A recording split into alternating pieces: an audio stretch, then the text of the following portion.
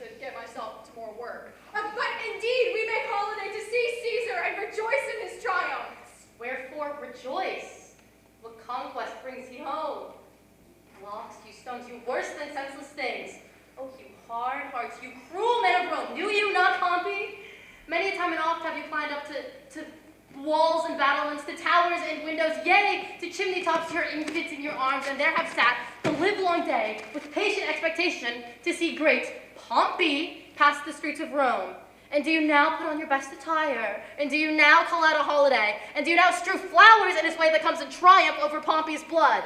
Be gone! Run to your houses, fall upon your knees, pray to the gods to animate this plague that needs might light upon this ingratitude. Go, good countrymen, for this fault, draw all the poor men of your sort, draw them to Tiber banks, and weep your tears into the channel until the lowest stream you kiss the most exalted shores of all. See then where their basest metal be not moved. They vanish tongue-tied in their guiltiness. Go you down that way towards the Capitol. This way will I. Disrobe the images if you do find them decked with ceremonies. May we do so? You know it is the feast of Lupercal. It is no matter. Let no images be hung with Caesar's trophies. All about to drive away the vulgar from the streets. So do you too, where you do perceive them thick. These growing feathers plucked from Caesar's wings will make him fly ordinary pitch. You must soar above the view of man and leave us all in servile fearfulness.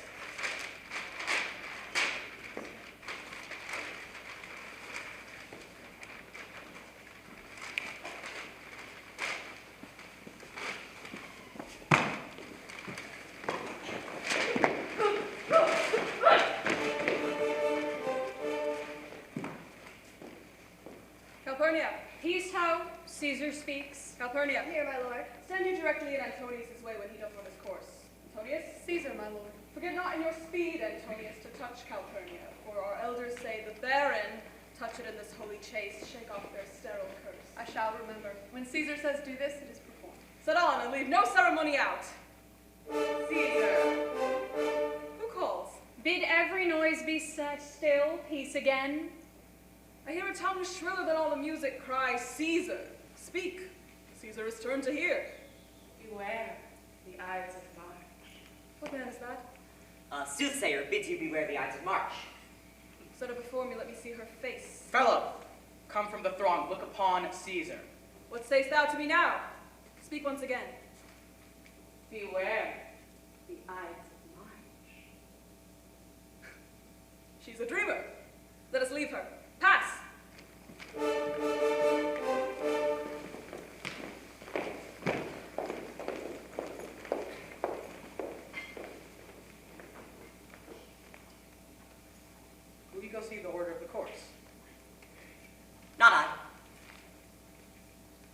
I pray you, do.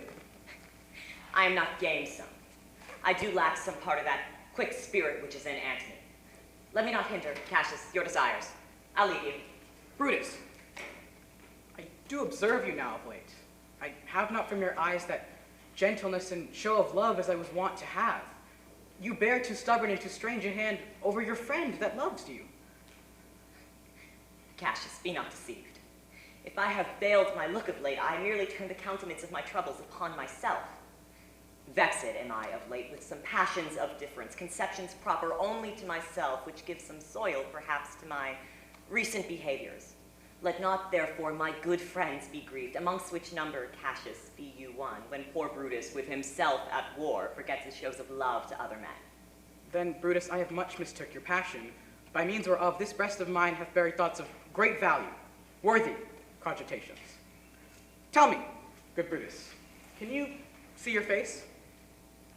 No, where the eye sees not itself, but by reflection, by some other things. 'Tis just. And it is very much lamented, Brutus, that you have no such mirrors as will turn your hidden worthiness into your eye, that you might see your shadow. I have heard where many of the best respect in Rome, except immortal Caesar, speaking of Brutus and groaning underneath this age's yoke, have wished that noble Brutus had his eyes. Into what dangers would you lead me, Cassius, that you would have me seek unto myself for that which is not in me? Therefore, good Brutus, be prepared to hear. And since you know you cannot see yourself so well as by reflection, I, your glass, will modestly discover to yourself that of yourself which you yet know not of. Beneath the shadow, I do fear the people choose Caesar for the king. Aye, do you fear it? Then must I think you would not have it so? No. Cassius, yet I love him well. But wherefore do you keep me here? What is it you wish to impart on me? If it be aught for the general good, set honor in one eye and death eye the other, and I will look on both indifferently, for I do love the name of honor more than I fear death. I know that virtue to be in you, Brutus, as well as I do know your outward favor. Well, honor is the subject of my story. I cannot tell what you and other men think of this life, but for my single self, I had as lief not be as live to be in awe of such a thing as I myself. I was born free as Caesar. So were you.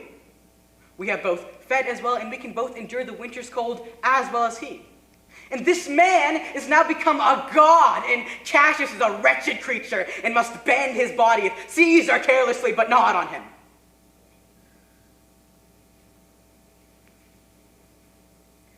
He had a fever when he was in Spain.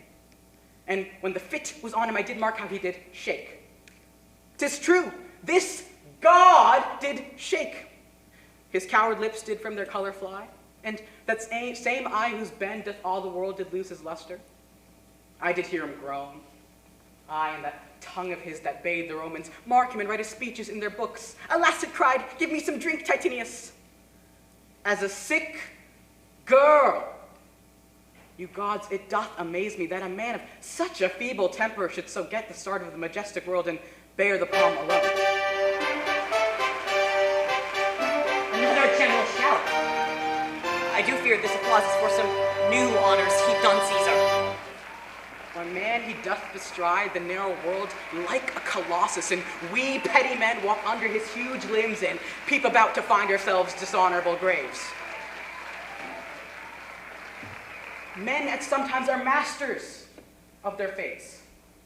The fault, dear Brutus, is not in our stars, but in ourselves that we are underlings. Brutus and Caesar. What should be in that Caesar? Why should that name be sounded more than yours? Write them together, yours is as fair name. Sound them, it doth become the mouth as well. Upon what meat doth this our Caesar feed that he has grown so great? Age, thou art shamed. Rome, thou hast lost the breed of noble bloods, when they could say till now that talked of Rome, that her wide walks encompassed but one man. Now is it Rome indeed, and room enough when there's in it but one only man. Oh, you and I have heard our fathers say, there was a Brutus once, that would have brooked the eternal devil to keep his state in Rome as easily as a king. What she would work me to, I have some aim. How I have thought of this and of these times I will recount to you hereafter, but not for the current present, lest I entreat you be any further moved.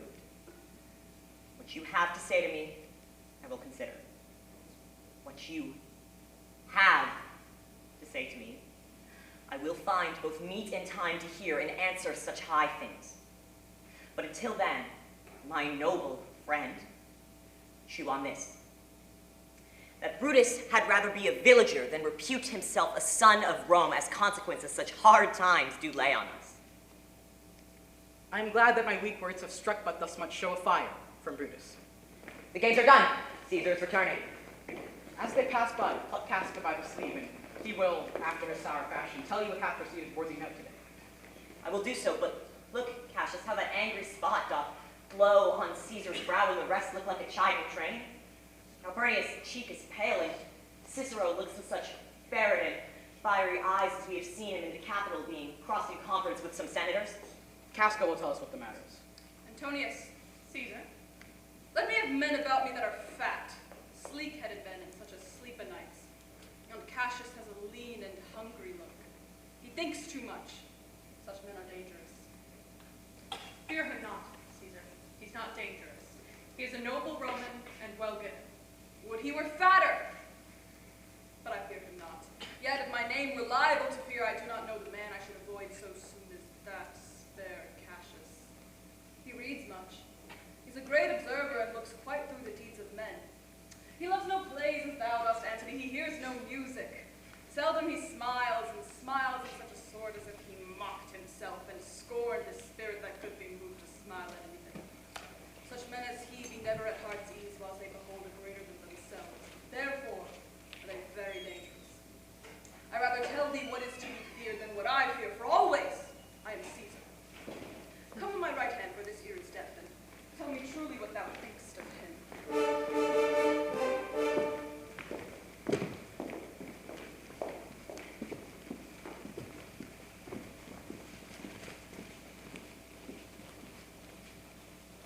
You pulled me by the cloak.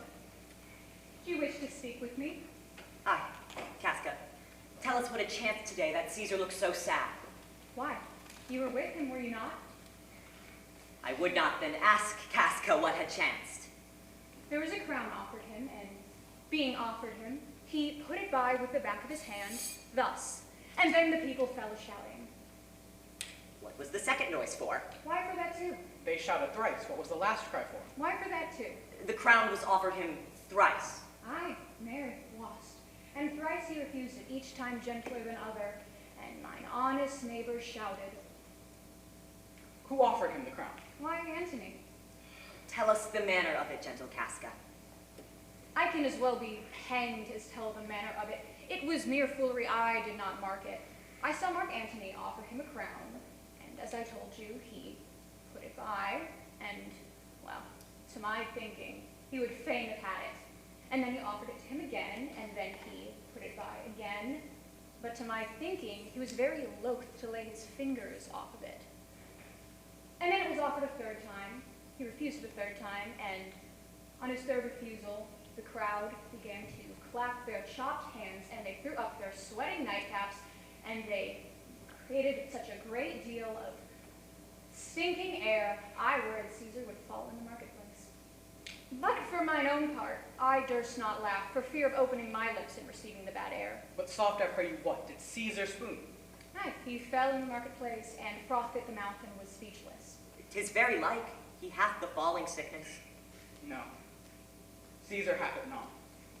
But you and I, known as Casca, we have the falling sickness. I know not what you mean by that, but I am sure that Caesar fell down. If the Tagrite people did not cheer and hiss as he pleased and displeased them, as they used to do the players in the theater, I am no true man. What said he when he came unto himself?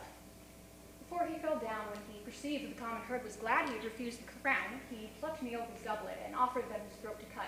And had I been a man of any occupation and I had not taken him for his word, would I go to hell among the rogues?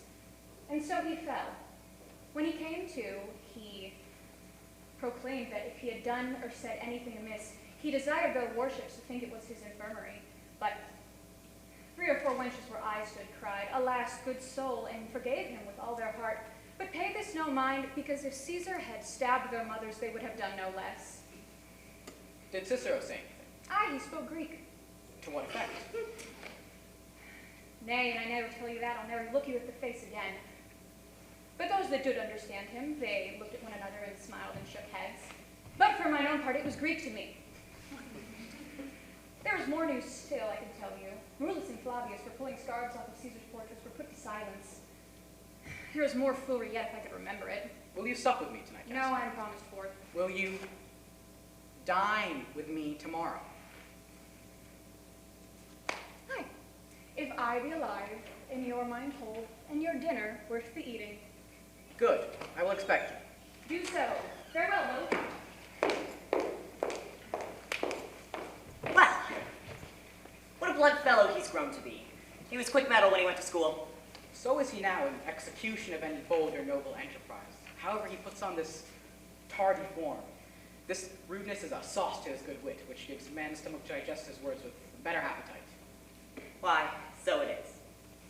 For this time, I will leave you. If you please, you will speak with me tomorrow and come to my house. Or, if you please, I will come to your house and speak with you then. I will do so. Till then, think of the world.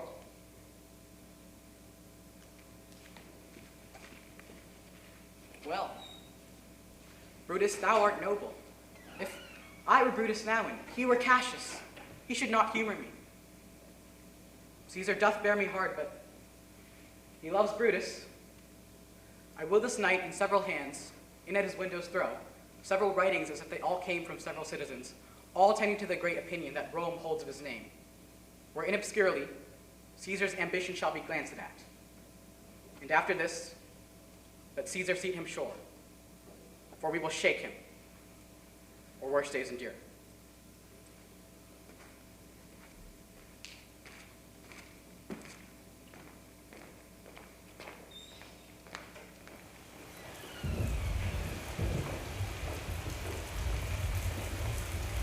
Good evening, Casca. What do you see, Caesar? Why are you breathless, and why stare you so? Are you not moved when all the world sways, shakes like a thing unfirm? Oh, Cicero, I have seen tempests when the scalding winds have rived the knotty oaks, and I have seen the ambitious ocean swirl and rage and foam to be exalted with the threatening clouds, but never till tonight, never till now, did I go through a tempest dropping fire. Either there is a civil strife in heaven, or else the world, too saucy with the gods, incenses them to send us destruction. Why, saw you anything more wonderful? A common slave, you know him well by sight, held up his left hand, which did flame and burn like 20 torches joined, and yet his hand, not sensible of fire, remained unscorched. And besides, I went by the Capitol, a lion gazed upon me and went surly by without annoying me. And drawn upon a heap, 100 ghastly women shrieking, for they had seen men all up in flames walking up and down the streets, and even the night bird did sit atop the marketplace at noonday, hooting and shrieking.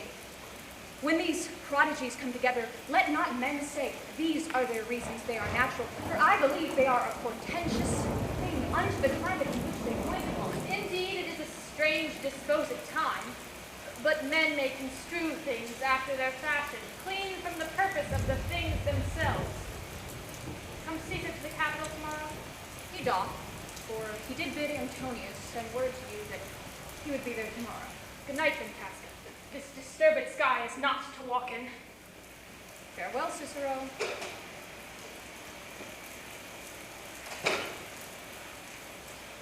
Who's there? A Roman. Casca, by a voice. What night, good ear you have, Cassius. What night is this? A very pleasing night to honest men, Oh, what the heavens meant is so. those that have known the earth so full of thoughts.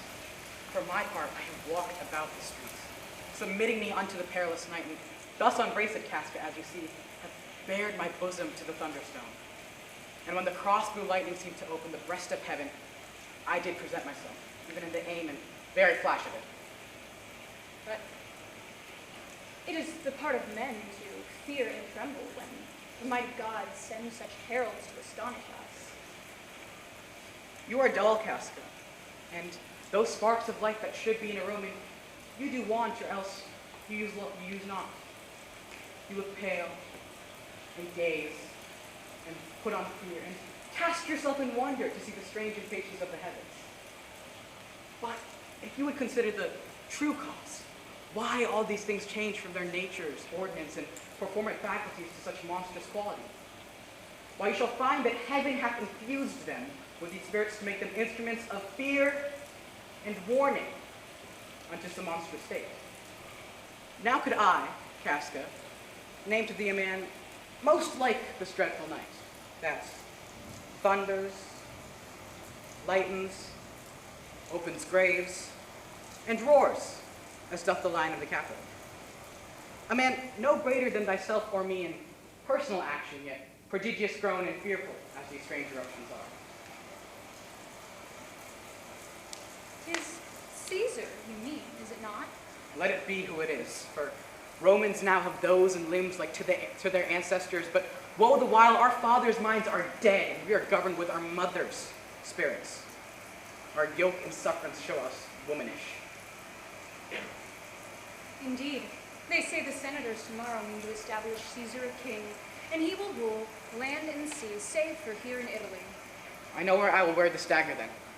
Cassius from bondage will deliver Cassius. There in you gods you make the weak most strong. There in you gods you tyrants do defeat. Nor stony tower, nor walls of beaten brass, nor airless dungeon, nor strong links of iron can be retentive to the strength of spirit. But life, being weary of these worldly bars, never lacks power to dismiss itself. If I know this, know all the world besides, then that part of tyranny that I do bear, I can shake off at pleasure. So can I. So every noble bondman in his own hand bears the power to cancel his captivity.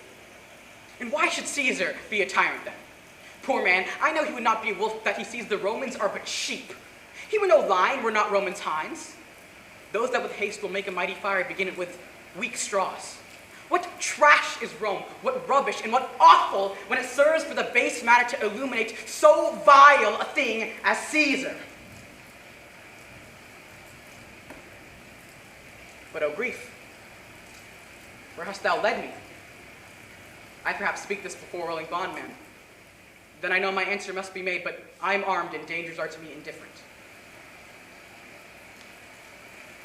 You speak to Casca, and to such a man there is no fleering telltale. Hold my hand. Hold Cassius for redress of all these griefs, and I shall put my foot so far as who goes the furthest. There's a bargain made. Now know you, Casca, I have moved already some certain of the noblest minded Romans to undergo with me an enterprise of honorable, dangerous consequence. And I do know by this that they stay for me in Pompey's porch. For now, this fearful night, there is no complexion of the element, and what's in the air is most in favor like the work we have in hand, most bloody, fiery, and most terrible. Stand by, for here comes one now in haste. 'Tis Cinna. I do know him by his gait. Cinna, where haste you so? To find out you. Who's that, Metellus? No, it is Casca, one in corporate to our tents. Am I not stayed for, Cinna? I'm glad on it. What a fearful night is this. There's 2 or 3 of us have seen strange sights. Am I not stayed for? Tell me. Yes, you are. Cassius, if you could, but win the noble Brutus to our Be party. you content with Cinna. Take this paper, and look you late in the praetor's chair where Brutus may but find it, and throw this in at his window. Set this up with wax upon old Brutus' statue. All this done, repair to Pompey's porch, where you shall find us. Is Metellus and Dragonius there? All but Metellus, for he's gone to seek you at your house. Well, I will hie and so bestow these papers as you bade me. That done, repair to Pompey's theater. Come, Casca. You and I will yet ere day see Brutus at his house. 3 parts of him are ours already, and the man entire upon the next encounter yields him ours. He sits high in the people's hearts. That which would appear offense in us, his countenance, like richest alchemy, will turn to virtue and to worthiness. Him and his worth and our great need of him you have right well conceded. Let us go, for it is after midnight in their day. We will awake him and be sure of him.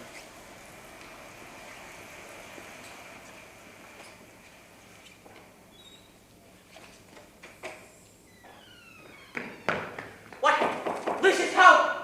I cannot by the progress of the stars give guess to how near the day. Awake, Lucius! I would it were my fault to sleep so sound. When, Lucius, when? What ho, Lucius! Hold you, my lord. Get me a taper, Lucius, from my study, and when it is lighted, come and call me here. I will, my lord.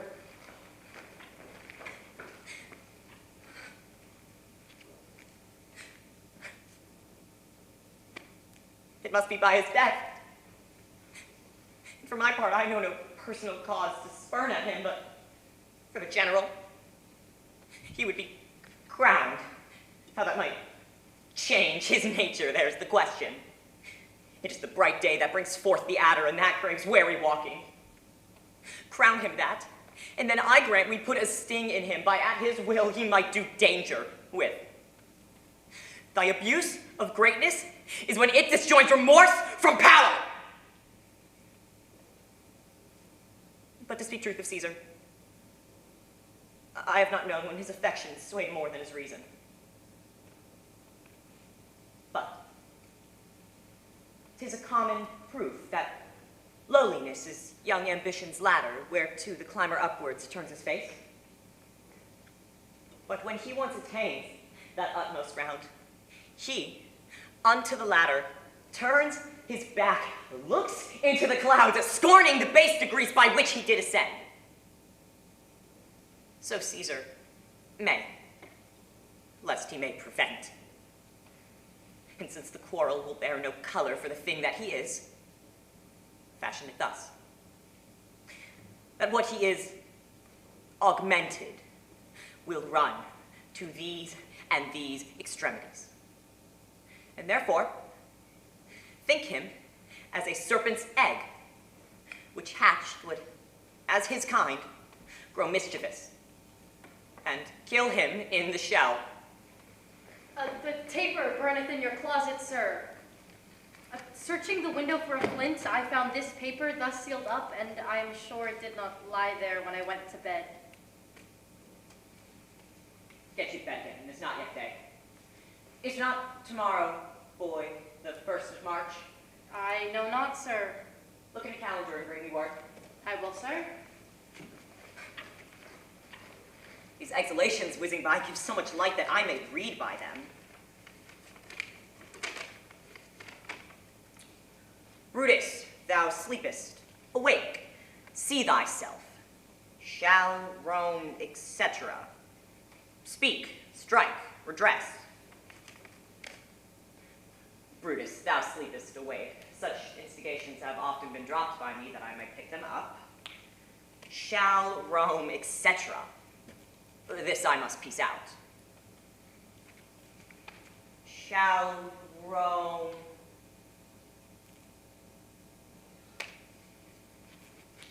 Shall Rome... Shall Rome stand under the awe of one man? What Rome? It were my ancestors from the streets of Rome, the Tarquin Drive, when he was still called a king. Speak, strike, redress. Am I entreated to speak and strike? Oh, Rome, I make thee promise, should ever the redress follow, I will bear the full petition at the hand of Brutus. Sir, March has wasted 15 days. 'Tis good, get the gate, someone knocks.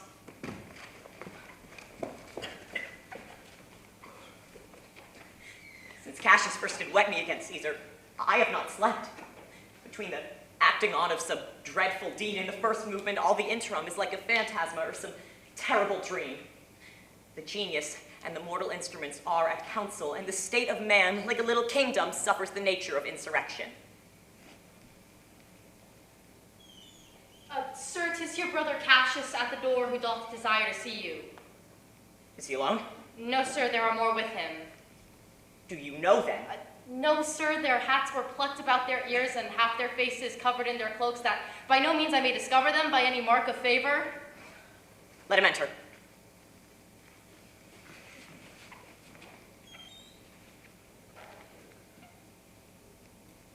I think we are too bold upon your rest. Good morrow, Brutus. Do we trouble you? I've been awake this hour, awake much of the night. Know I these men who come along with you?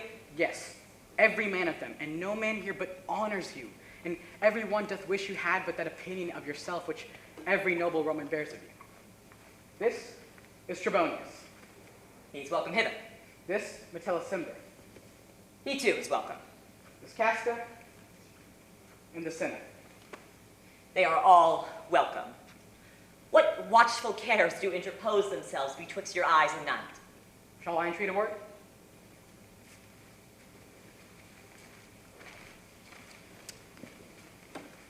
Here lies the east. Doth not the day break here? No. Pardon, sir, it doth. And yon gray lines that fret the clouds are messengers of day. You shall find that you are both mistaken. Here, as I point my sword, the sun arises, which is a greater wave growing on the south, weighing the youthful season. Some 2 months hence, up higher toward the north, he who brings in the fire, like the high east, stands directly as the capital, right here. Give me your hands, every one of you. And let us swear our resolution. No. Not an oath? What, if not the face of man, the sufferance of our souls, the time's abuse? If these be motives weak, break off betimes, and every man to idle bed hence, let high-sided tyranny range on, till each man drop by lottery. But if our cause, as I am sure they do, bear fire enough to kindle cowards and steal the melting spirits of women, then countrymen, what need we any spur but our own cause to prick us to redression? But do not stain the even virtue of our enterprise to think that our cause or performance did need an oath, when every drop of blood that every Roman bears, every nobility bears, is guilty of several bastardy if he do break the smallest particle of promise that passed from him. But what of Cicero? Shall we sound him? I think he will stand very strong with us. Name him not. Let us not break with him, for he will never follow anything that other men begin. Indeed, he is not fit. Shall no man else be touched, but only Caesar? Metellus, well urged. I think it is not meet that Mark Antony, so well beloved of Caesar, should outlive Caesar. We will find of him a shrewd contriver, and you know his means, if you do improve them, may well stretch so far as to annoy Saul. Which to prevent, let Antony and Caesar fall together. Else this were a bloody cause. To cut off the head and then hack at the limb for Antony is but a limb of Caesar. We will be called sacrificers, not butchers, Caius. We all stand against the spirit of Caesar. But in the spirit of man, there is no blood. Oh, that we may come by Caesar's spirit and not dismember Caesar. But alas, he must bleed for it. And, gentle friends,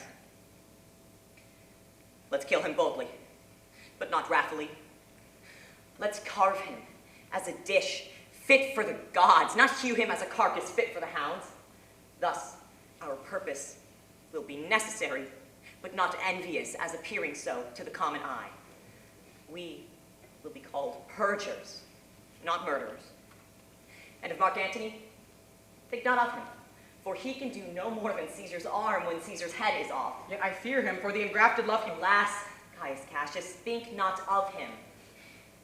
If Antony loves Caesar, as I am sure he does, then all he can do is for himself, give thought, and die for Caesar. And that were much he should, for he is given to much sport, much wildness, and much company. There is no fear in him. Let him not die, for you will live and laugh at this hereafter. Peace. Count the clock. The clock hath stricken 3. 'Tis time to part. But it is doubtful yet whether Caesar will come forth today or no, for he has grown superstitious of late, quite from the main opinion he held once of dreams, ceremonies, and fantasies. It may be these apparent prodigies, the unaccustomed terror of the night, and the persuasion of his augurs may hold him from the capital today. Never fear that. If he be so resolved, I can oversway him. Let me work. For I can give his humor the true bent, and I will bring him to the capital. Nay, we will all of us be there to fetch him. By the 8th hour, is that the uttermost? Be that the uttermost, and fail not then. The morning comes upon us. We'll leave you, Brutus. And friends, disperse yourselves, but all remember what you have said, and show yourselves true Romans. Good fellows, look fresh and merrily. Let not our looks betray the purpose of our cause, but bear it, as our Roman actors do, with untired spirits and formal constancy. So good night to each and every one of you.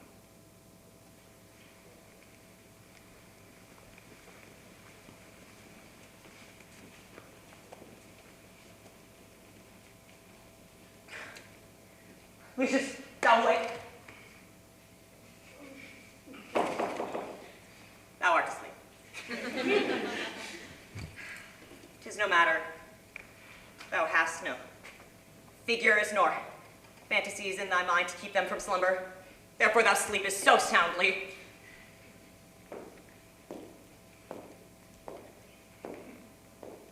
Brutus, my lord. Portia, what mean you? Wherefore rising now? It's not for your health thus to commit your weak condition to the raw, cold morning. Nor for yours neither. You've ungently, Brutus, stole from my bed. And yesterday night at supper you suddenly arose and walked about, musing and sighing with your arms across. And when I asked you what the matter was, you stared upon me with ungentle looks. I urged you further, yet you scratched your head and too impatiently stamped with your foot, yet I insisted.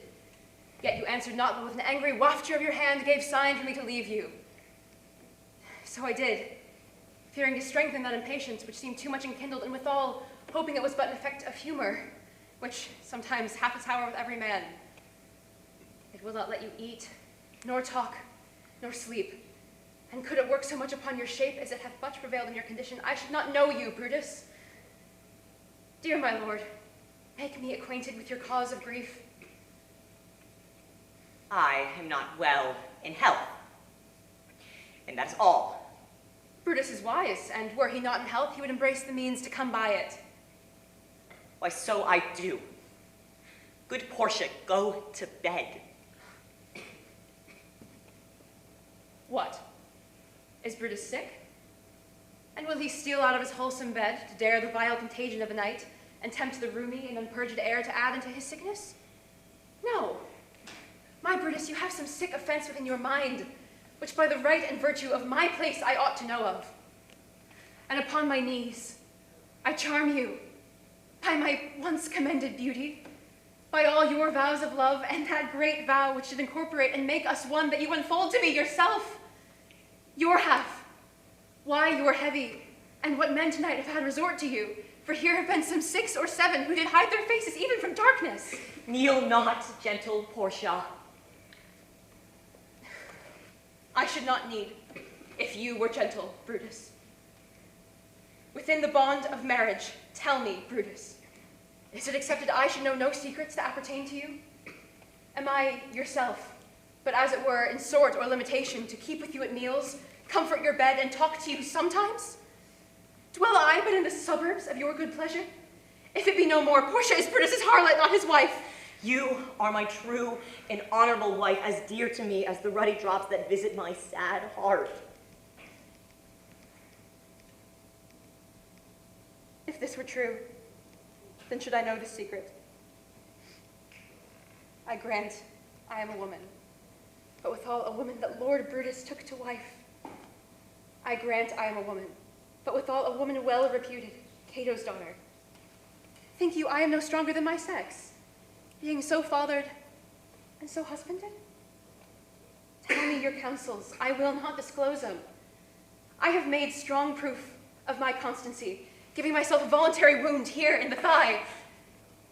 Can I bear that with patience, and not my husband's secrets? Oh, you gods, render me worthy of this noble wife. Portia, Go in a while, and by the by, thy bosom shall know all the secrets of my heart. All my engagements I will construe to thee. All the charactery of my sad brows. Leave me with haste.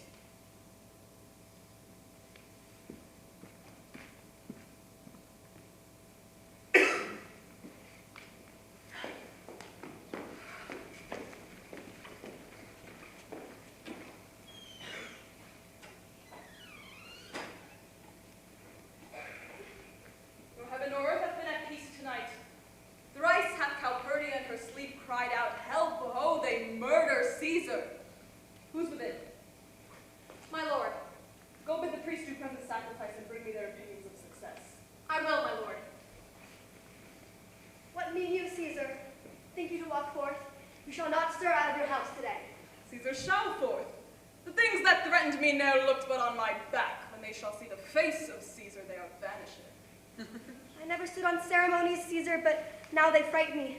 There is one within, besides which we have heard and seen, recounts most horrid sights seen by the watch. A lioness hath whelped in the streets, graves have yawned and yielded up their dead, fierce fiery warriors have fought upon the clouds in ranks and squadrons and right form of war.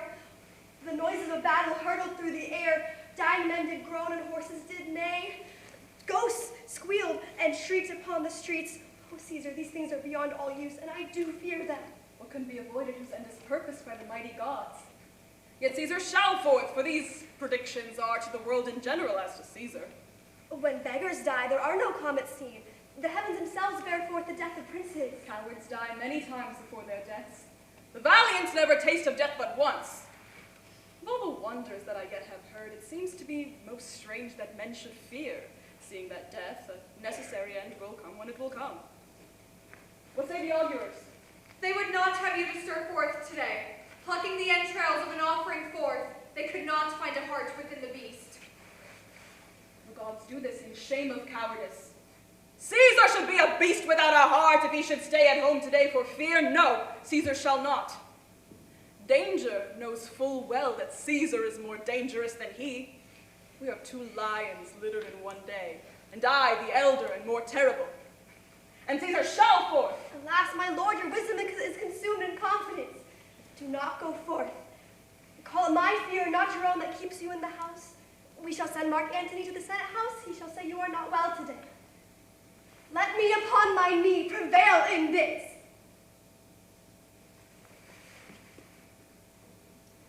Mark Antony shall say I am not well, and for thy humor, I will stay at home. Ah, here's Metellus, he shall tell them so. Caesar all hail! Good morrow, worthy Caesar. I come to fetch you to the capital. And you are come in very happy time to bear my greeting to the senators and tell them I will not come. Cannot is false, and that I dare not, falser. I will not come. Tell them so, Metellus. Say he is sick. Shall Caesar send a lie? Have I in conquest stretched mine arm so far to be afeard to tell graybeards the truth? Metellus, go and tell them I will not come. Most mighty Caesar, let me know some cause, lest I be laughed at when I tell them so. The cause is in my will. I will not come. That is enough to satisfy the Senate. But for your private satisfaction, because I love you, I will let you know. Calphurnia here, my wife, stays me at home today. She dreamt tonight she saw my statue, which like a fountain with 100 spouts did run pure blood, and many lusty Romans came smiling and did bathe their hands in it. And these does she apply for warnings and portents and evils imminent, and on her knee hath begged that I will stay at home. This dream is all misinterpreted. 'Twas a vision, fair and fortunate. Your statue spouting blood, in which so many smiling Romans bathed, signifies that from you great Rome shall suck reviving blood, and the great men shall press for tickturns, stains, relics, and cognizance. This, by Calphurnia's dream, was signified. This way have you well expounded it. I have. When you have heard what I can say, and to know it now, the Senate have concluded to give this day a crown to mighty Caesar. If you shall send word you will not come, their minds may change. Besides, it's were a mock, apt to be rendered for some to say, break up the sentence till another time, when Caesar's wife be met with better dreams. If Caesar should hide himself, would they not whisper, lo, Caesar is afraid?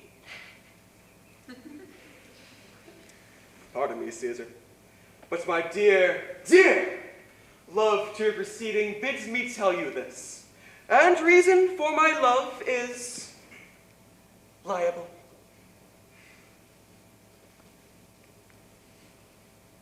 How foolish do your fears seem now, Calphurnia.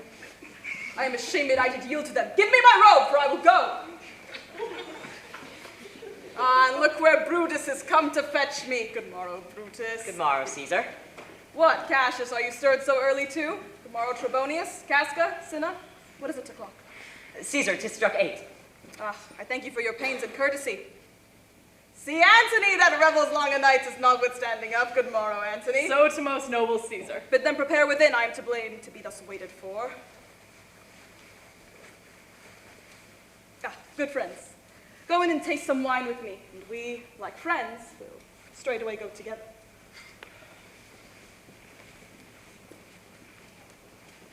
That every like is not the same. Oh, Caesar, the heart of Brutus earns to think upon.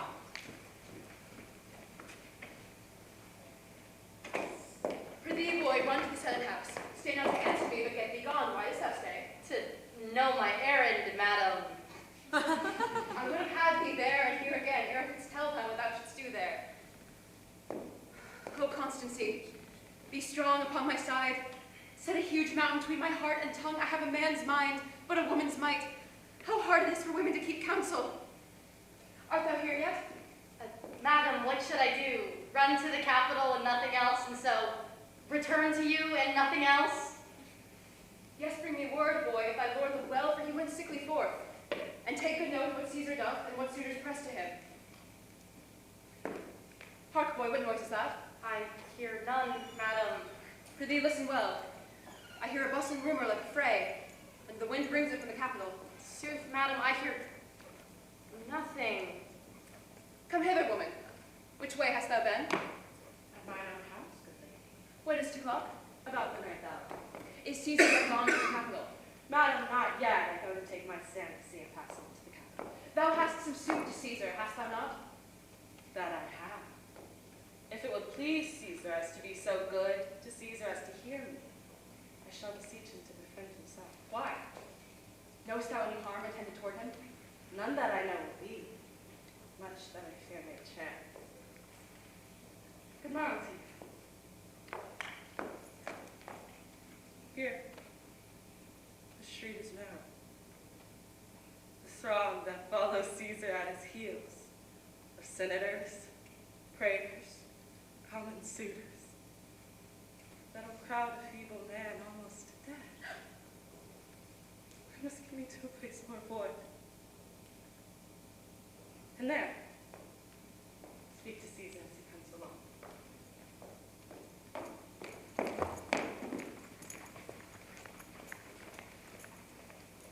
I must go in. Ay me, how weak a thing the heart of woman is. Oh, Brutus, the heavens speed thee in that enterprise. Sure the boy heard me. Brutus hath a suit that Caesar will not grant. Oh, I grow faint. Run, Lucius, and commend me to my lord. Say I am merry. Then come to me again, and bring me word what he doth say to thee.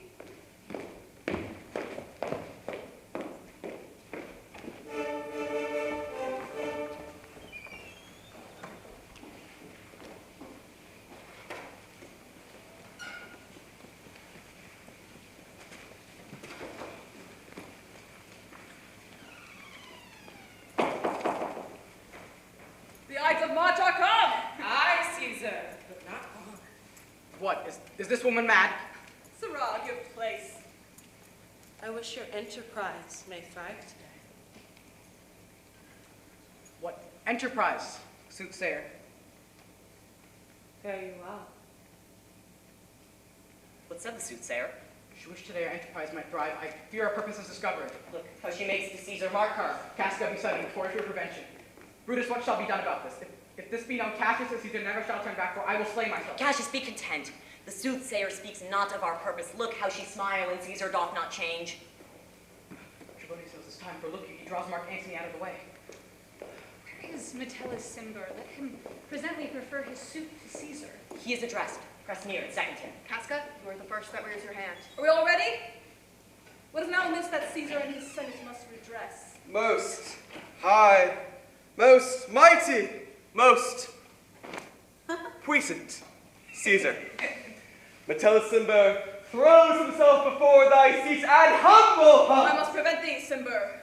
These couchings and these lowly courtesies might fire the blood of ordinary men and turn preordinance and first decree into the law of children. Be not fond to think that Caesar bears such rebel blood that will be thawed from the true quality with that which melted fools. I mean, sweet words, low crooked curtsies, and base spaniel fawning. Thy brother by decree is banished. If thou dost bend and pray and fawn for him, I spurn thee like a cur out of my way. No, Caesar doth not wrong, nor without cause will he be satisfied.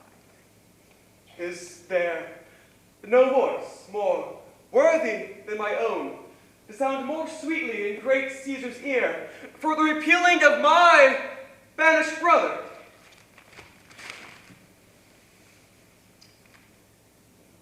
I kiss thee hand. Caesar, but not in flattery, desiring that the Publius Cimber an immediate freedom of repeal. What, Brutus? Caesar, pardon, pardon, Caesar. As low as to thy foot did Cassius fall, to beg enfranchisement for Publius Cimber. I could be well moved if I were as you. If I could pray to move, prayers would move me. But I am constant as the northern star, of whose true fixed and resting quality there is no fellow in the firmament. The skies are painted with unnumbered sparks, and they are all fire, and every one doth shine, but there's but one in all doth hold his place. So in the world 'tis furnished well with men, and men are flesh and blood and apprehensive. Yet in the number I do know but one, that unassailable holds on his rank unshaked of motion, and that I am he. Let me a little show it, even in this, that I was constant. Cimber should be banished, and constant do remain to keep him so. Oh, Caesar. And wilt thou lift up Olympus? Great Caesar! Doth not Brutus bootless kneel? Speak, hands for me!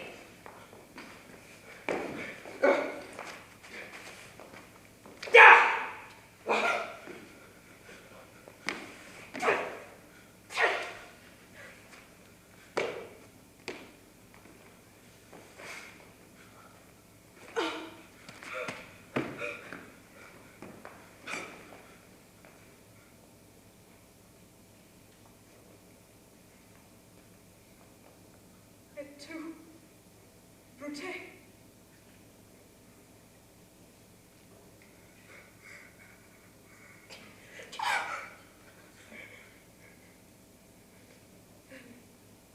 Fall, Caesar.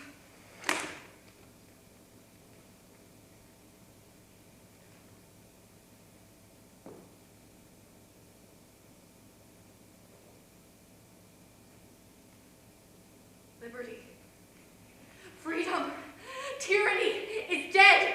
Run hence. Proclaim, cry it about the streets. Some to the common pulpits and cry of liberty, freedom, and enfranchisement. People, senators, be not affrighted, fly not, stand still. Have bishops, daddies, beg. Go to the pulpit, Brutus. And Cassius too. Where's Publius? Here. Quite confounded with this mutiny. Stand fast together, lest we break the siege. Publius, no harm is intended to your person, nor no Roman else. So tell them, Publius. And leave us, Publius, Let lest no, that the people rushing on us may do your age some mischief. let no man but we the doers abide by this deed. Where is Antony? Fled to his house amazed. Men, wives, children stare, cry out and run as it were doomsday. Fate, we will know your pleasures. That we shall die, we know. But 'tis the days drawing on a time that men stand upon. He who loses 20 years off of his life loses so many years fearing death. Grant then that death is the benefit. So are we, Caesar's friends, that have abridged his time of fearing death. Stoop, Roman, stoop, bathe your hand in Caesar's blood, up to the elbows. Then we shall walk forth, even to the marketplace, waving our red weapons above our heads. We will cry, peace, freedom, liberty. Stoop then and wash.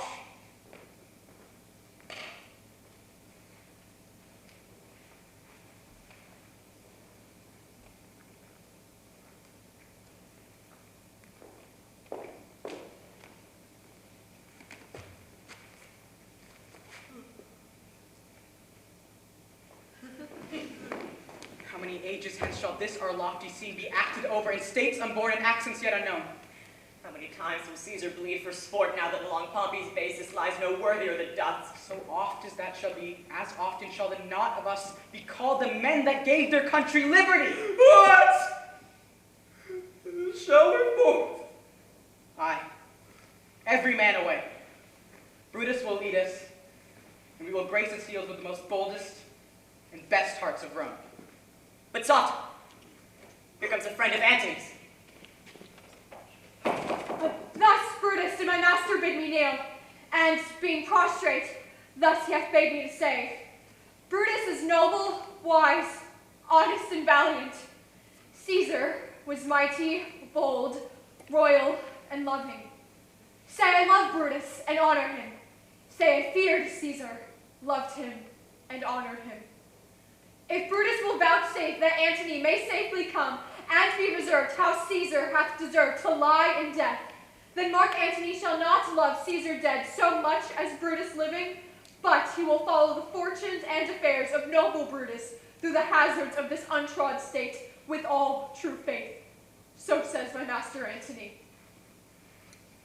Thy master is a wise and valiant Roman. I never thought him less.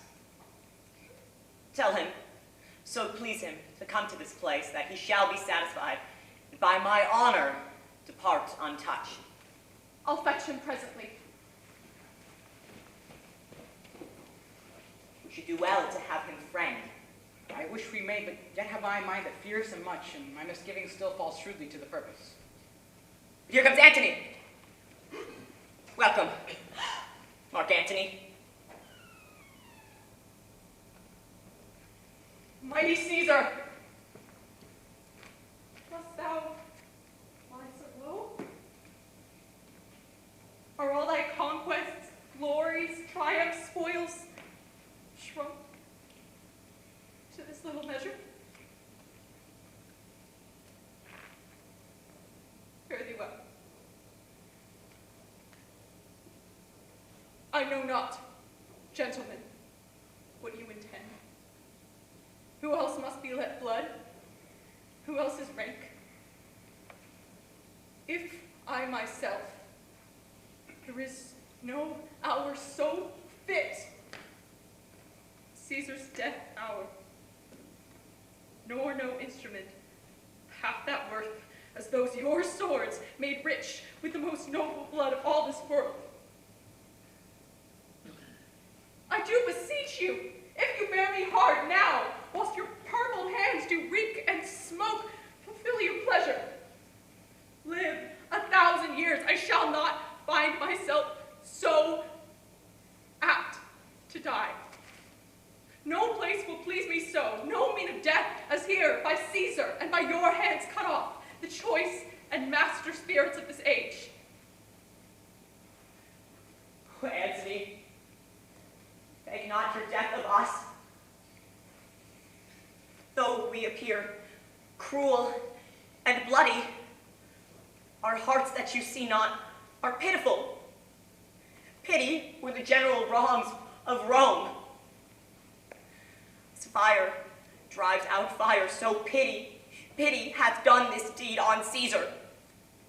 And for your part, to you, Mark Antony, our swords have leaden points, our arms in strength and malice, but our hearts of a brother's temper do receive you with all kinds of love, good thoughts, and reverence. Your voice shall be as strong as any man's in disposing of you dignities. Only be patient till we have appeased the multitudes beside themselves with fear. Then will we show the reason why I that did love Caesar when I struck him have thus received. I doubt not of your wisdom. Let each man render me his bloody hand. First, Marcus Brutus, I shake with you. Next, Caius Cassius, do I take your hand. Now Cinna, yours. Now yours, Metellus. And my valiant Casca, yours. Though last not least in love, yours, good notes. Gentle, all. Alas, what can I say? My credit now stands on such slippery ground that one of two bad ways you must conceive me.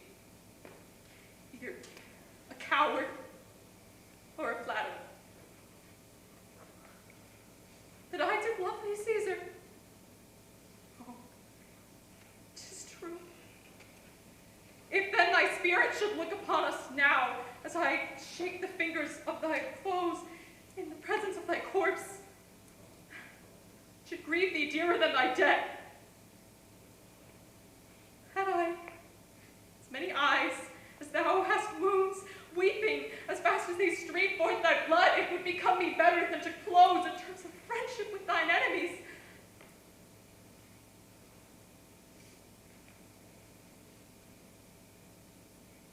Pardon me, Julius.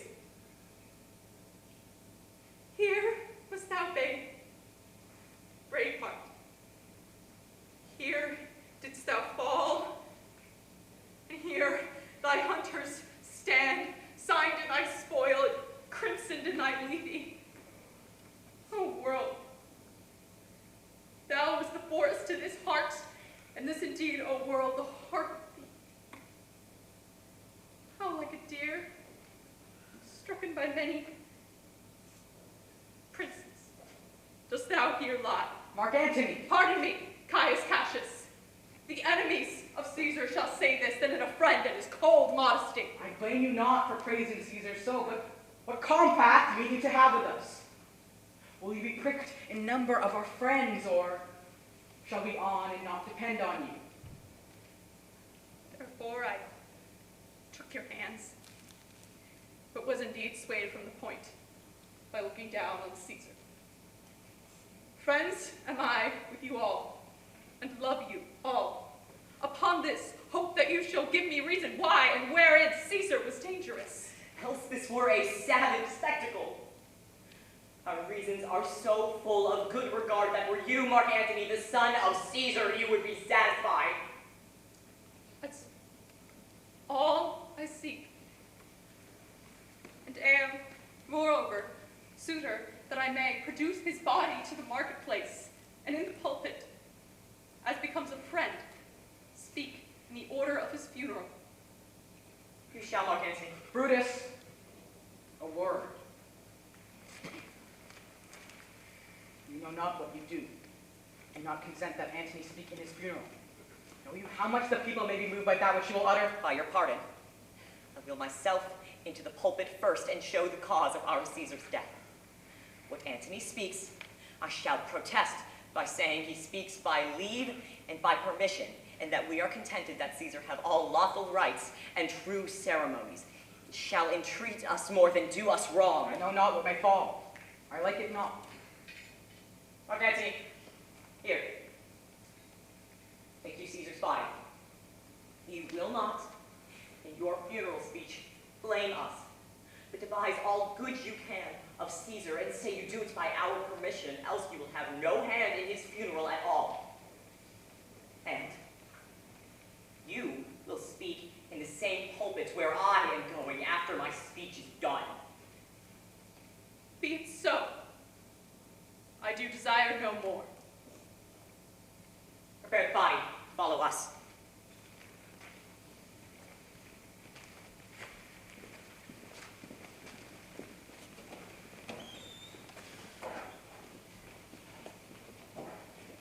Oh, pardon me. Thou bleeding piece of earth, that I am meek, ingentle, these butchers. Thou art the ruins, the noblest man that ever lived in the tide of times. Woe to the hands that shed this costly blood.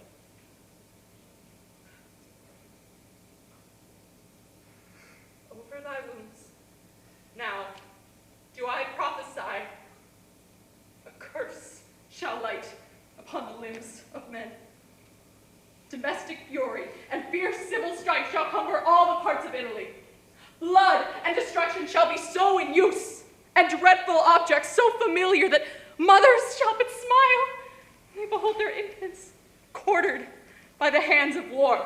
All pity, choked with custom of fell deeds, and Caesar's spirit, ranging for revenge with Ate by his side, come hot from hell, shall, in these confines with a monarch's voice cry, havoc, and let slip the dogs of war, that this foul deed shall smell above the earth, carrying men groaning for burial.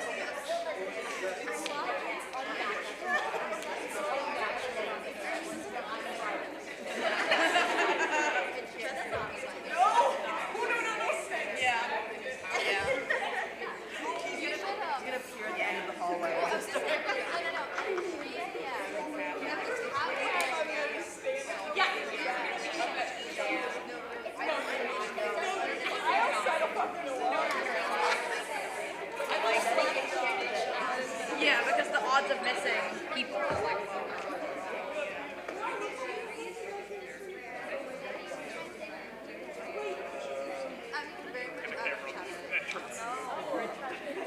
Yeah, that's a problem. That one can turn. But it takes it. Kids go, oh shoot, there's people. It should run about 2:25 with intermission. You should be at your It was really scary.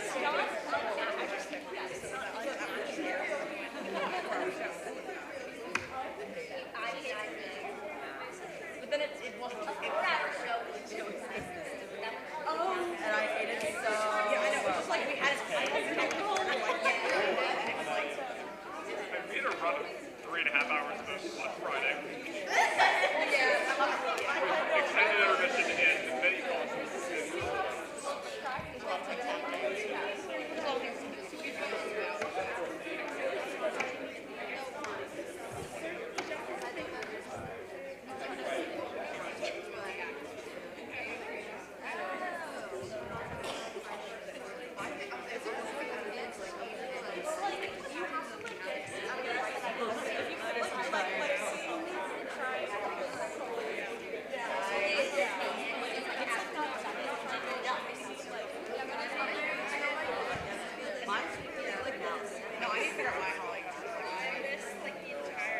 And by this week, I mean Thursday. It was tomorrow.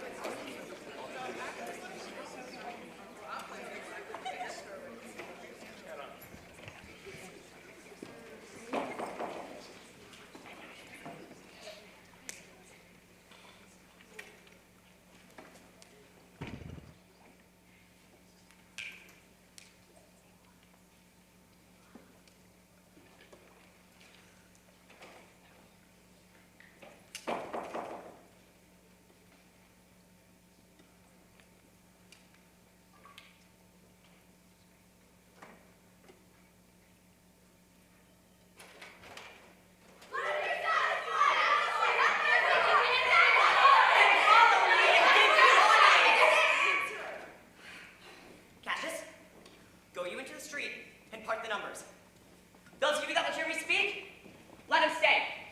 Those of you that will hear Cassius, follow him. I will hear Brutus speak. I will hear Cassius and compare their reasons when severally we hear them rendered. The noble Brutus is ascended. Silence.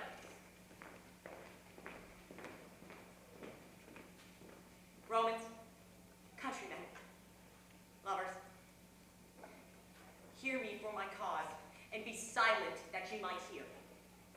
Censure me in your wisdom, and awake your senses that you may better judge it. If there be any in this assembly, any dear friend of Caesar's, to him I say that Brutus's love of Caesar was no less than his. If that friend demand why Brutus rose against Caesar, this is my answer. Not that I loved Caesar less, but that I loved Rome more. Tell me, would you rather Caesar were living and died all slaves than Caesar were dead and live all free men? As Caesar loved me, I weep for him. As he were fortunate, I rejoice in it. As he were valiant, I honor him. But as he were ambitious, I slew him. There is tears and joy and honor and fortune and honor for valor and death for ambition. Who is here so base as to be a bondman? If any, speak, for I have offended. Who is here so rude as to not be a Roman? If any, speak, for I have offended. Who is here so vile as to not love his country? If any, speak, for I have offended. I pause for reply. But none. And none have I offended. I have done no more to Caesar than you well to Brutus. The question of his death is exalted in the Capitol, his glories extenuated wherein he was worthy, nor his faults extinguished for which he suffered death. Look, here comes the body. Mourned by Mark Antony, who though he played no hand in Caesar's dying, will receive all the benefits of his death, as which of you shall not? With this, I depart, that as I slew my best lover for the good of Rome, I will have the same knife for myself when it please my country to need my death. Live. We'll bring him with triumph home into his house. Give him a statue with his ancestors. Let him be Caesar. Caesar's better part shall be crowned in Brutus. We'll bring him to his house with shouts and clamors. Yes, we must. My countrymen, Peace, silence, Brutus speaks. let me depart alone. And for my sake, stay here with Mark Antony. Do grace by Caesar's corpse, and grace by his funeral speech tending to all of Caesar's glories, which he wrote by our permission. Let no man, save I, depart, till Antony have done speaking. Stay. Oh, let us hear Mark Antony. Let him go up into the public chair. Speak, Mark Antony. We'll hear you. For the noble Brutus, I am beholding to you. What does he speak of Brutus? He says for Brutus' sake, he finds himself beholding to us all. 'Twere best he spoke no harm of Brutus here.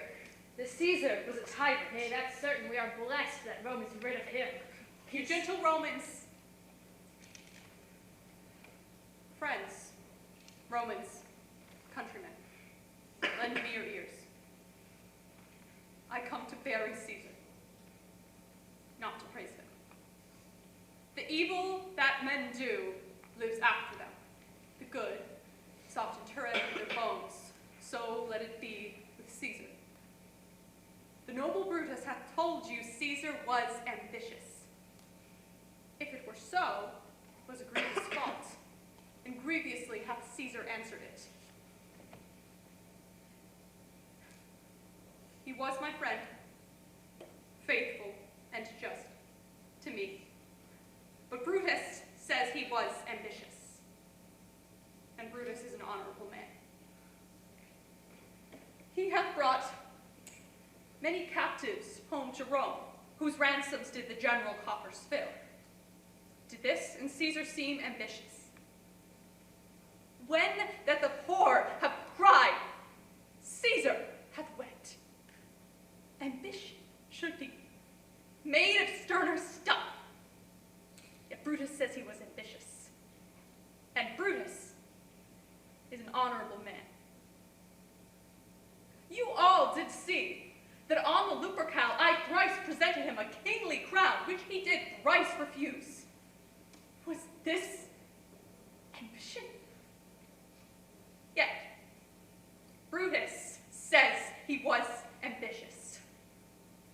And sure, he's an honorable man. I speak not to disprove what Brutus spoke, but here I am to speak what I do know. All did love him once, not without cause. What cause would hold you then to mourn for him?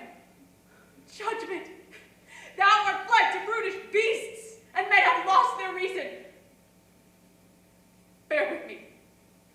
My heart is in the coffin there with Caesar, and I must pause till it come back to me.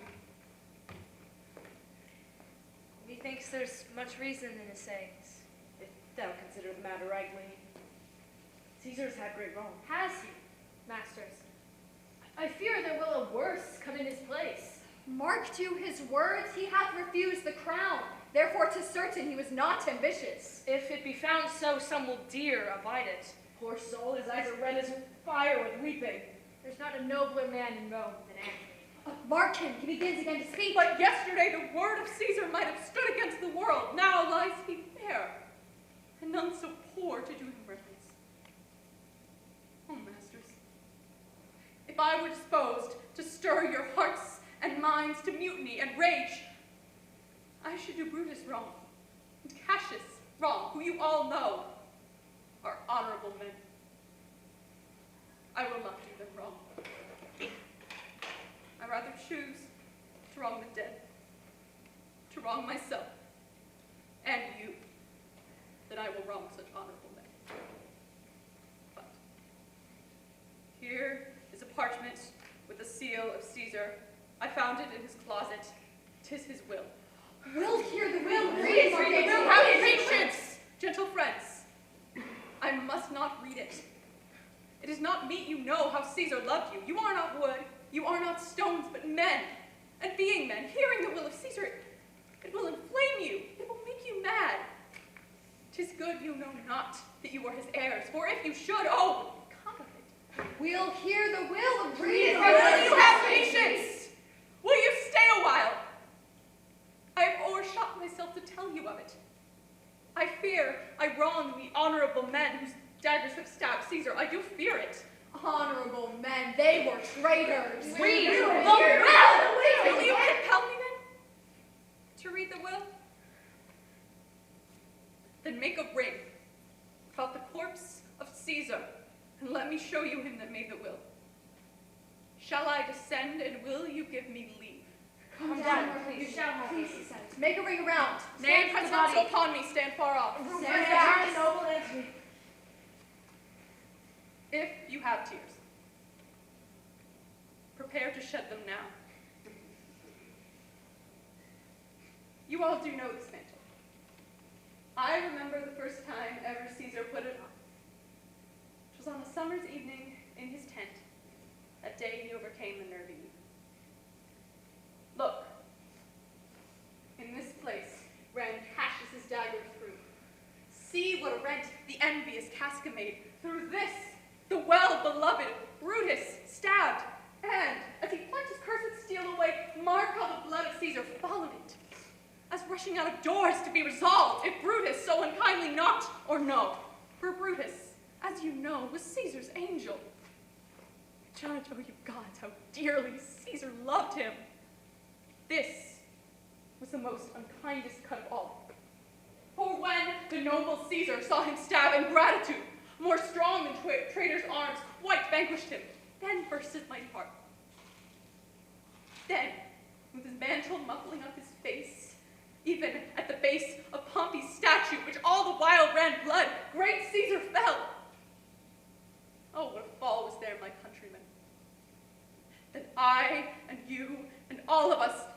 melt down whilst bloody treason flourished over us. Oh, now you weep. And I perceive you feel the dint of pity. These are gracious drops, kind souls, but weep you when you but behold our Caesar's vesture wounded? Look you here. Here is himself, marred as you see with traitors. Oh, piteous spectacle, noble Caesar. Woeful day. Oh, traitors and villains. Oh, most bloody sight. We will be revenged. Stay, countrymen. Peace. Good friends. Sweet friends. Let me not stir you up to such a sudden flood of mutiny. The men that have done this deed are honorable. What private griefs they have, alas, I know not that made them do it. They are wise and honorable, and will no doubt with reason to answer you. I come not, friends, to steal away your hearts. I am no orator, as Brutus is, but as you know me all, a plain, blunt man that love my friend. I only speak right on. I tell you that which you yourselves do know, show you sweet Caesar's wounds, poor, dumb mouths, and bid them speak for me. But were I Brutus, and Brutus Antony, there were an Antony would ruffle up your spirits and put a tongue in every wound of Caesar that should move the stones of Rome to rise and mutiny. We'll burn the house of Brutus! Away, then come seek the conspirators. Yet hear me, countrymen, yet hear me speak. Peace. Oh. Why, friends, you go to do you know not what. Wherein hath Caesar thus deserved your loves? Alas, you know not. I must tell you then. You have forgot the will I told you of. Here is Caesar's will, and under his seal, to every Roman citizen he gives, to every several man, 75 drachmas. Most noble Caesar, we will revenge this death. Royal Caesar. Hear me with patience. Be silent. Moreover, he hath left you all his walks, his private arbors, and new planted orchards on this side Tiber. He hath left them, you, and to your heirs forever, common pleasures to walk abroad and recreate yourselves. Here was a Caesar. When comes such another? Never. Come away. We'll bury his body in the holy place, and with the brands fire the traitors' houses. Take up the body. Go fetch fire. Pluck down benches. Pluck down forms, windows, anything! We cannot stand for this!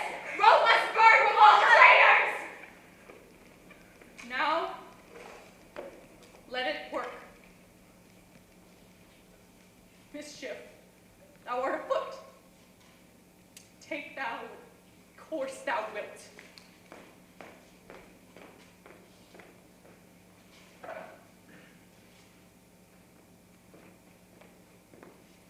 dreamt tonight that I did feast with Caesar, and things unlucky charge my fantasy. I have no will to wander forth afidders, yet something leads me forth.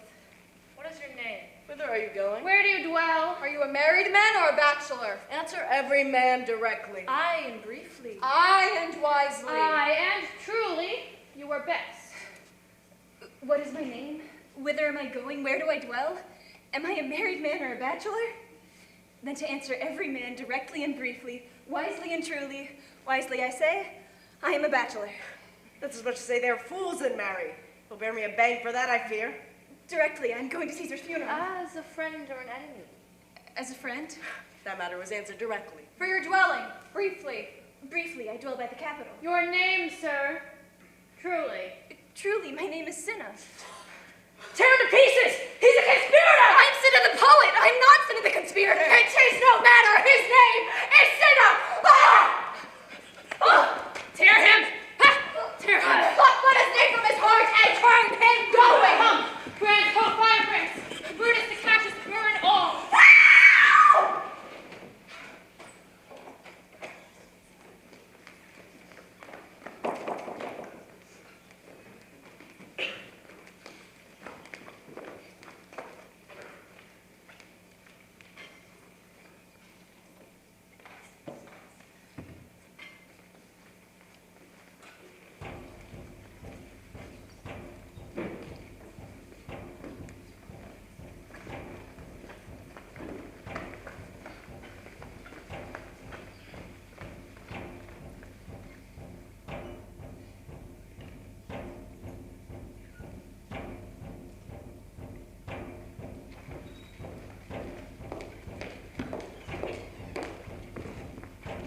stand ho? What? Is Cassius near? He is at hand, and Pindarus has come to bid you salutation from his master. He greets me well. My master, Pindarus, by his own charge or ill offense, has given me much worthy cause to wish certain things done undone. But if he is at hand, I shall be satisfied. I do not doubt, but that my noble master will appear such as he is, full of regard and honor. He's not doubted. A word, Lucilius. How he received you, make me resolved. With courtesy and with politeness enough, but not with such familiarity, nor with such free and friendly conference as he hath of old. Thou hast described a hot friend cooling. Ever note, Lucilius, when love begins to sicken and decay, it useth an enforced ceremony. There are no tricks in plain, in simple faith. Hollow men, like horses hot at hand, make gallant show and promise of their mettle. But should they endure the bloody spur, they fall their crests and like deceitful jades sink in trial. Comes his army on? They are to be quartered this night in Sardis. The greater part, the horse in general, are come with Cassius. Hark, he has arrived. March gently on to greet him. Stand ho. Speak the word along. Stand, stand. Stand. Most noble brother, you have done me wrong. Judge me, gods. Wrong I, mine enemy. If not so, how should I wrong a brother? Brutus, this sober form of yours hides wrongs. Cassius, be content. Speak your grief softly. I know you well. Before the eyes of both of our armies, which should receive nothing but love from us, let us not wrangle. Bid them away, then in my tent enlarge your griefs, and I will give you audience. Pindarus, bid our commanders lead their charges off a little from this land. Lucius, do you the like. Lucilius, Titinius, guard the door. Let no man enter this tent till we have done our conference.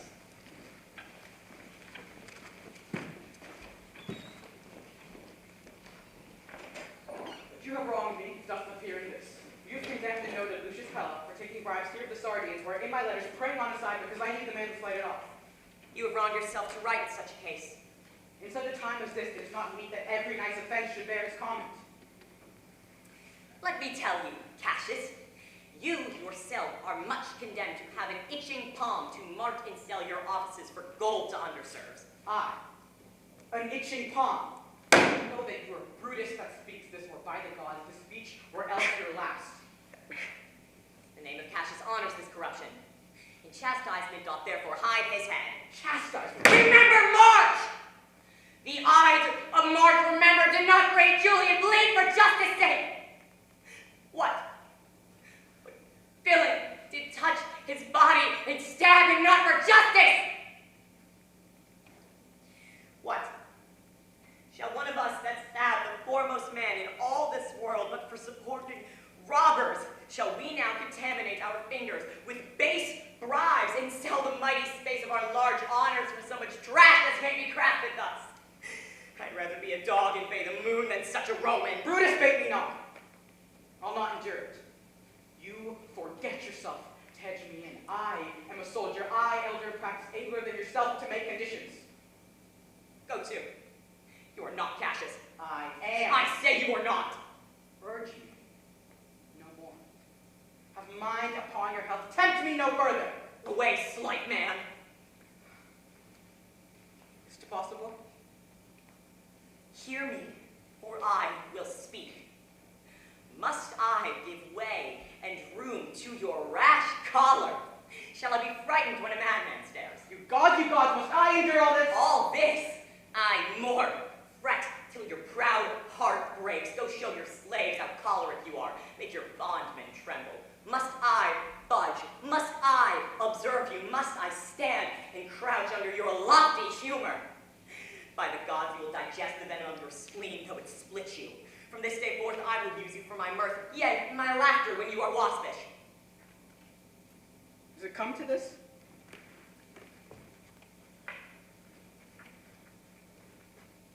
You say you are the better soldier. Let it appear so. Make your vauntings true, it shall please me well. And for my part, I would be glad to learn of noble men. You wrong me every way. You wrong me, Brutus. I said an elder soldier, not a better. Did I say better? If you did, I care not. When Caesar lived, he durst not thus have moved me. Peace. Peace, you durst not have tempted him. I durst not? No. What, durst not tempt him? For all your life, you durst not. Do not presume too much upon my love. I may do that. I shall be sorry for. You have done that you should be sorry for. There is no terror, Cassius, in your threats, for I am armed so strong in honesty that they do pass by me as idle wind, which I respect not. I did send to you for golds to sell my offices, but you denied me. Was that done, like Cassius? Should I answer Caius Cassius so when Marcus Brutus grows so covetous as to be locked in such rascal counters with his friends? Be ready, gods, with all your thunderbolts, dash him to pieces. I deny you not.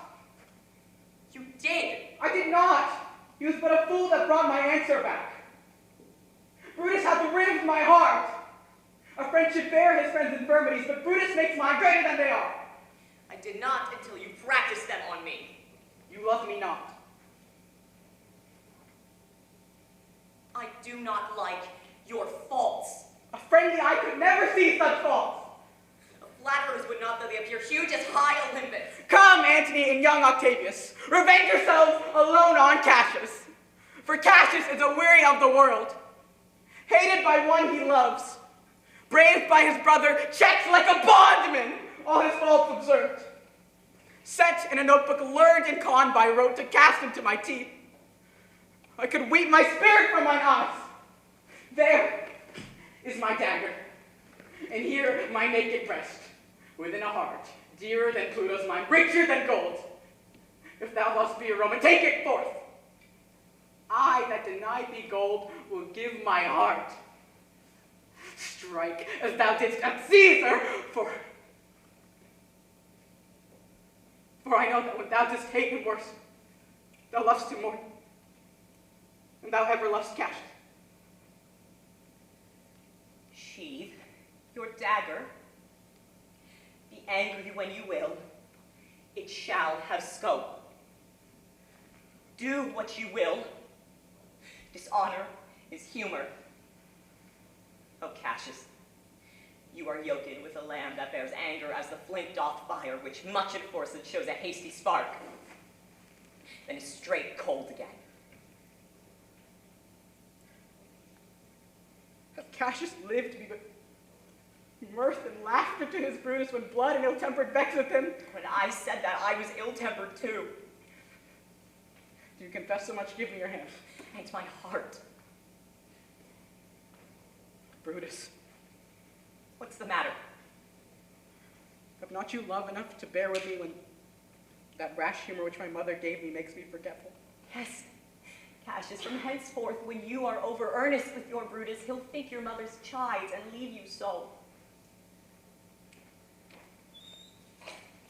Let me go in to see the generals. 'Tis some grudge between them, and 'tis not my privy about. You shall not come to them.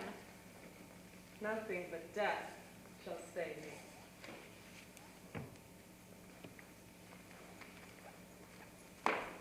How now? What's the matter? For shame, you generals. What do you mean? Love and friends as two men should be. For I have seen more years, I'm sure. Why we doth the same crime? Get you hence, sirrah, saucy fellow, hence! Bear with her, Brutus. 'Tis her fashion. I will know her humor when she learns her time. Companion, hence! Away, away, be gone!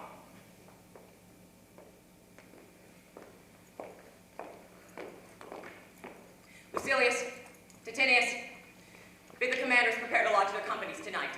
And come yourselves and bring Messala with you immediately to us. Lucius, a bowl of wine. I don't think you could have been so angry. Oh, Cassius, I am sick of many griefs. Your philosophy you make no use of if you give way to accidental evils. No man bears sorrow better. Portia is dead. Portia? She is dead. How escaped I killing when I crossed you so? Oh, insupportable and touching loss, upon what sickness? Impatient of my absence and grief that young Octavius and Mark Antony grow so strong, for by her death such tidings came. She grew distracted, and her attendant's absence swallowed fire. And died so? Even so. What are you mortal gods? Let's speak no more of her. Give me a bowl of wine. In this I bury all unkindness, Cassius. My heart was thirsty for that noble pledge. Fill, Lucius. Fill the wine or swallow the cup. I cannot drink enough of Brutus love.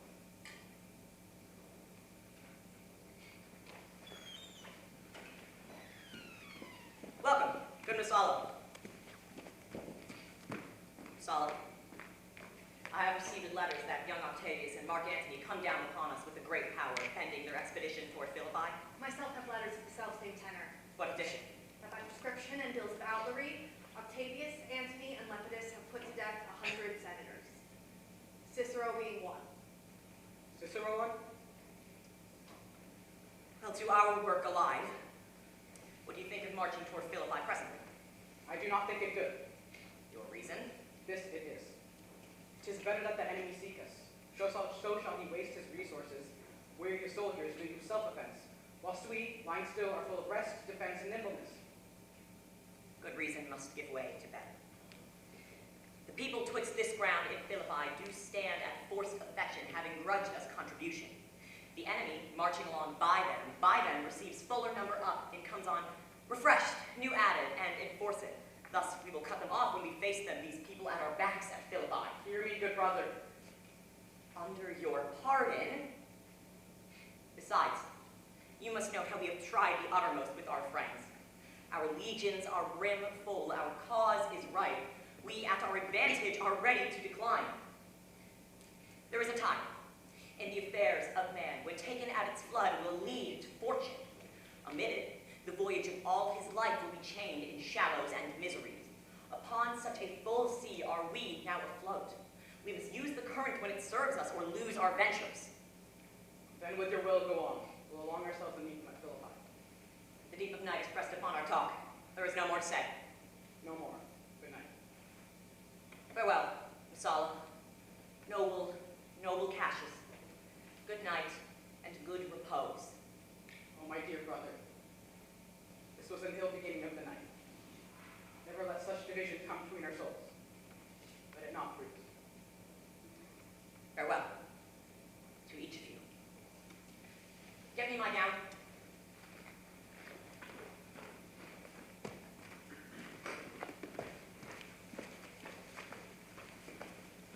Where's my instrument? Here, in the tent. Why speakest drowsily? Poor knave. I blame thee not. Thou art overwatched. Call Claudius and some of my other men. I'll have them sleep on cushions in my tent. Varus and Claudius. Call us, my lord? I prithee, sirs, lie down in my tent and sleep. It may be I shall rise thee on business to my brother Cassius. So please you, we will sit and watch your pleasure. I will not have it so. Lie down and sleep, good sirs. It may be thinks me otherwise. Can't thou hold open thy heavy eyes and touch thy instrument a strain or two? Aye, my lord. And to please you.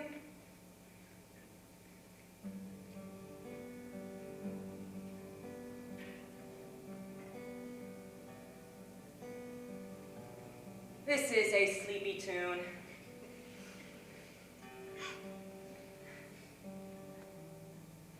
Oh, murderous slumber.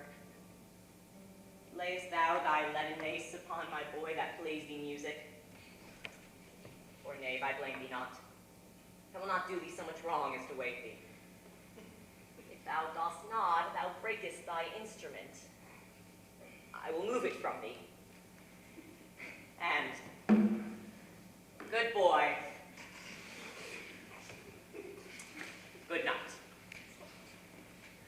Let me see. Was not the leaf turned down where I left reading? Here it is, I think. How ill this taper burns.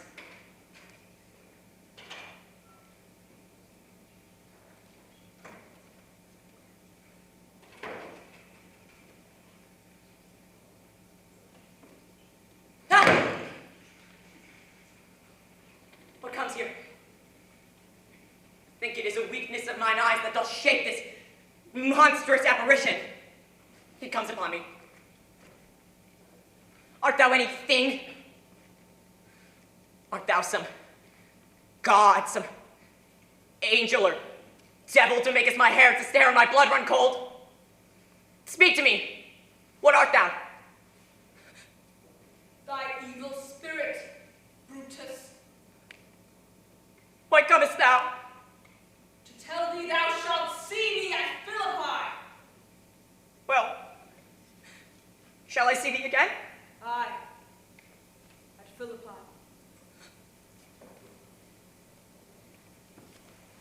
Well then, I shall see thee at Philippi. Oh, take it to heart, thou'st vanished. Go, ill spirit, I would not more talk with thee. Lucius, bears Claudius awake, sirs. My lord. Why did thou cry out in thy sleep such? I do not know that I did cry, my lord. Thou did. Seest thou anything? Nothing, my lord. Back to bed. Bears Claudius, sirs, awake. My lord? Why did you cry out in your sleep so? Did we, my lord? Aye. Did you see anything?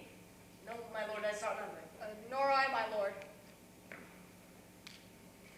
Go and commend me unbidden to my brother Cassius. Have him set out his powers betimes, and we will follow. Shall be done, my lord.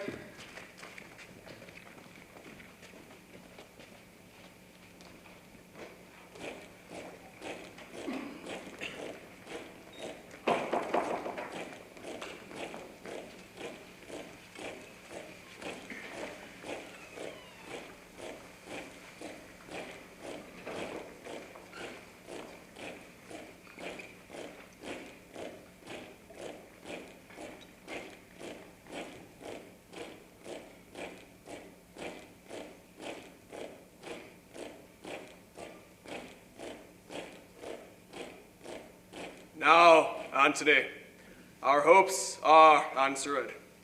You said the enemy would not come down, but keep the hills and upper regions. It proves not so. Their battles are at hand. They mean to warn us here in Philippi, answering before we do demand of them. Tut. I am in their bosoms, and I know wherefore they do it. They could think to visit other regions and come down with fearful bravery, thinking by this face to fasten in our thoughts that they have courage, but 'tis not so.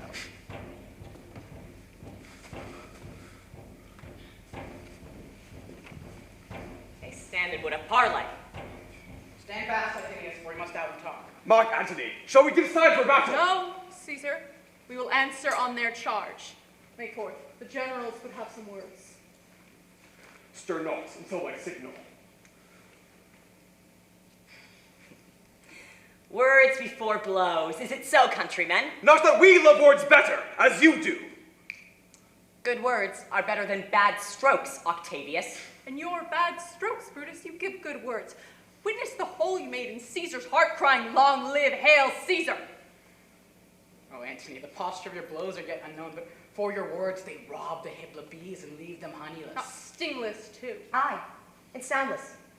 For you have stolen their buzzing, Antony, and very wisely threat before you sting. Villains, you did not so when your vile daggers hacked one another in the sides of Caesar.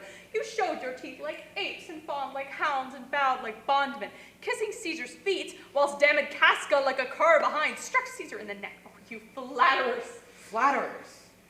Now thank yourself, Brutus. This tongue had not offended so today if Cassius might have ruled. Come, the cause! If arguing makes us sweat, the proof of it will turn to redder drops. Look! I draw my sword against the conspirators! When think you the sword goes up again? Never!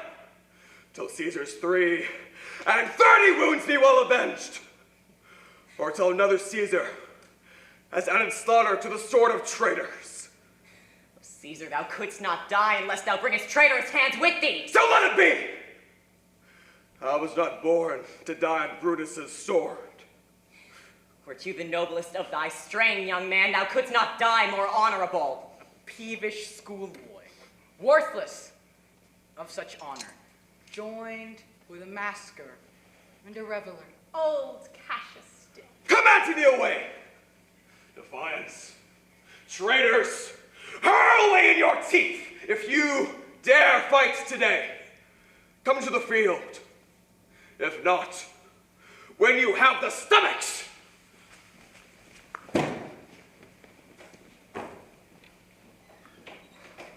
Now, most noble Brutus, the gods today stand friendly, that we may, lovers in peace, live on our days to age. Since the affairs of men rest still uncertain, let's reason with the worst that may befall. If we do lose this battle, then is this the very last time that we shall speak together. What are you then determined to do? Stay the providence of some higher powers that govern us below. Then, if we lose this battle, you are contented to be led in triumph through the streets of Rome? No. Cassius, no, think not, thou noble Roman, that ever Brutus will be led bound to Rome. He bears too great a mind. And this day must end the work the Ides of March began. If we shall meet again, I know not. So our everlasting farewell take. Forever and forever, farewell, Cassius. If we meet again, why, we will smile.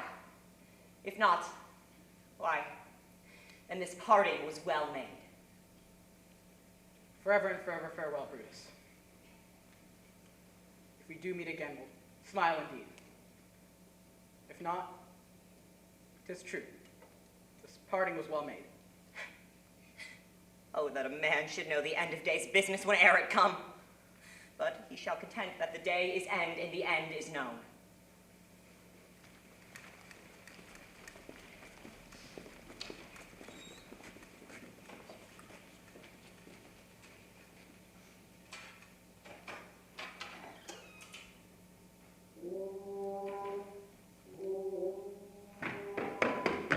Ride! Messala, ride! Deliver these bills unto the legion on the other side. I do sense a cold demeanor in Octavius' wing. It comes down upon us with a great power. Ride, Messala, ride! Let them all come down!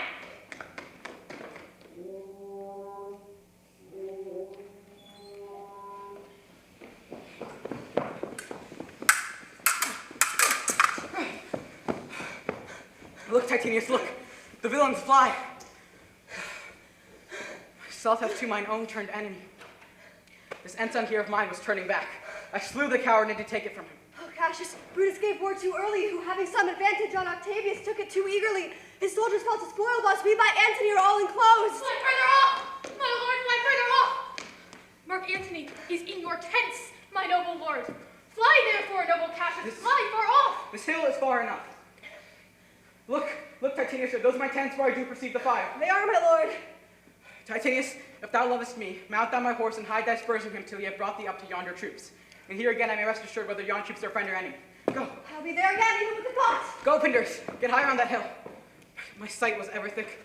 Regard Titinius and tell me what thou knowest about the field.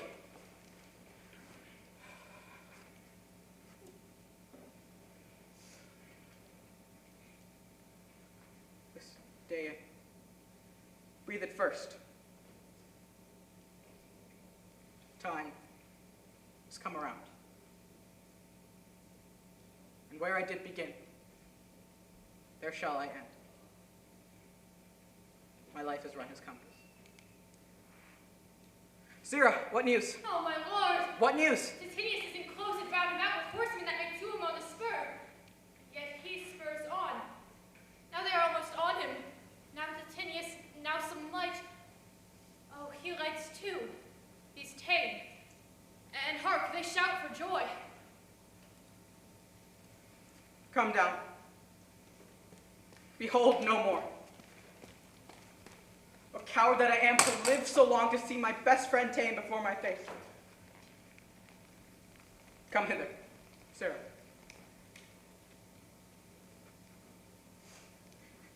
In Parthia did I take thee prisoner, And then, saving of thy life, I swore thee that whatsoever I did bid thee do, thou shouldst attempt it. Come now, keep thine oath. Now be a freeman, and with this good sword that ran through Caesar's bowels, search this bosom. Stand not to answer. Take thou the hilts.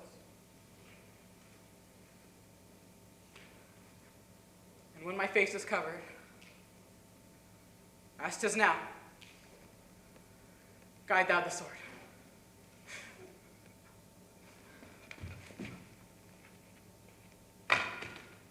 Caesar, thou art revenged, even with the sword that killed thee. So I am free. It would not so have been, durst I have done my will. Oh, Cassius, far from this country Pindarus shall run, where never Roman shall take note of him. He is but changed Titinius, for Octavius is overthrown by noble Brutus legions, as Cassius is by Antony. These tidings will well comfort Cassius. Where did you leave him? All disconsolate with Pindarus' bondmen on this hill. Is not that he that lies upon the ground? He lies not like the living. Oh my God! That he? No, this was he, Messala. But Cassius is no more. O setting sun, as in thy red rays thou dost sink tonight, so in his red blood Cassius' day is set. The sun of Rome is set. Our day is gone. Clouds, dews, and dangers come. Our deeds are done. Mistrust of my success hath done this deed. Mistrust of good success hath done this deed. Oh, hateful error, melancholy's child, why dost thou show to the thoughts of men the things that are not? Oh, error, soon conceived, thou never comest unto a happy birth, but killst the mother that engendered thee. What, Pindarus? Where art thou, Pindarus? Seek him, Titinius, whilst I go to meet with the noble Brutus, thrusting this report into his ears. I may say thrusting, for piercing steel and darts and venom it shall be as welcome to the ears of Brutus' tidings of this sight. Hie you, Messala, and I shall seek for Pindarus the while. Why didst thou send me forth, brave Cassius? Did I not meet thy friends? Did they not bid me give you this wreath of victory? Did thou not hear their shouts? Alas, thou hast misconstrued everything. But hold thee, Cassius. Take this garland upon thy brow. Your Brutus bid me give it thee, and I shall do his bidding. Come apace, Brutus! See how I have regarded Caius Cassius!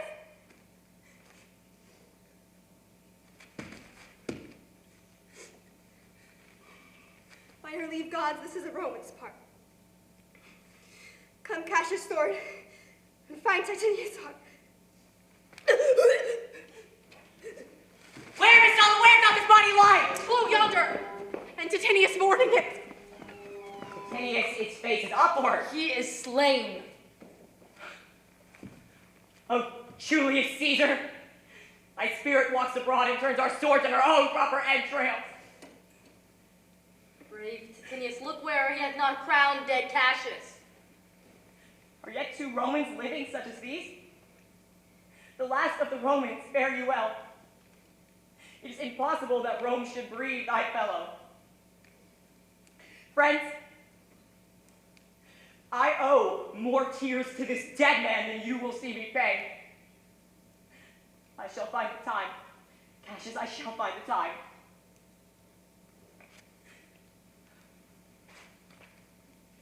Come, therefore, to Thassos send his body. His funerals will not be held in our camp, lest they discomfort us.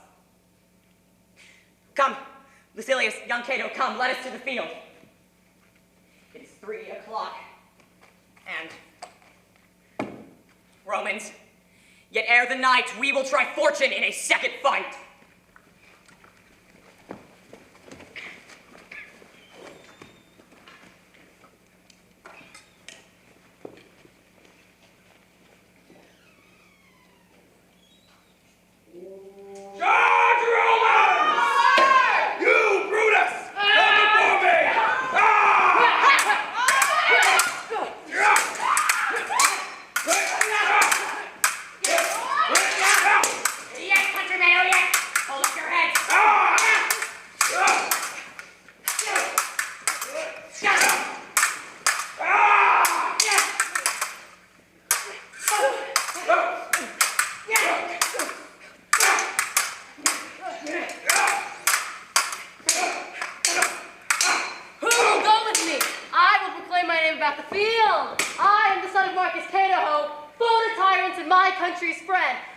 son of Marcus Cato. And I am Brutus, Marcus Brutus, I, Brutus, my country's friend. Know me for Brutus.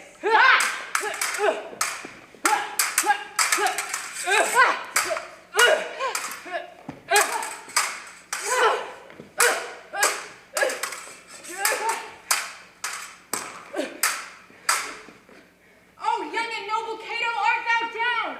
Why thou diest as bravely as Titinius, and mayst be honored, being Cato's son.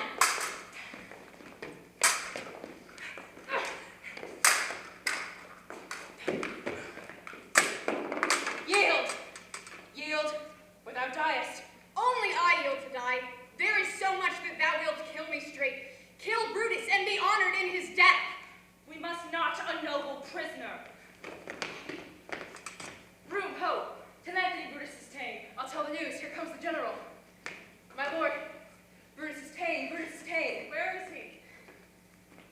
Safe, Antony. Brutus is safe enough. I assure thee that no enemy shall ever take alive the noble Brutus. The gods protect him from such a shame. When you do find him, or alive or dead, he will be found as Brutus as himself. This is not Brutus, friend. I assure you. A prize of no less worth. Keep this man safe, give him all kindness. I'd rather have such men my friends than enemies. Go see where Brutus be alive or dead, and bring us news unto Octavius' tent, how everything's chanced.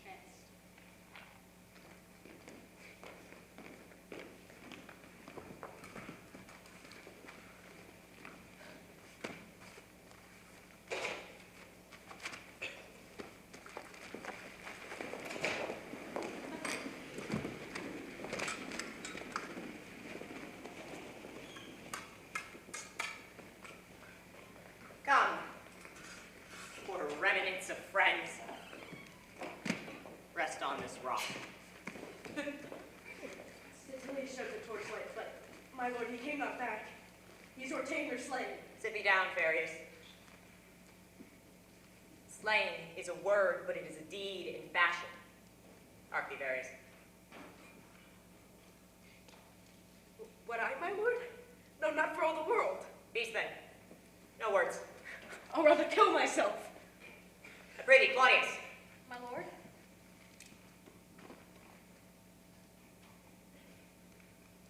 Shall I do such a deed? What ill requested Brutus make of thee? To kill him, Varus. Look, he meditates. It's that noble vessel full of grief that it runs over even at his eyes. I pray thee, Lumius, list a word. What says my lord? Why this. The ghost of Caesar hath appeared to me several times by night.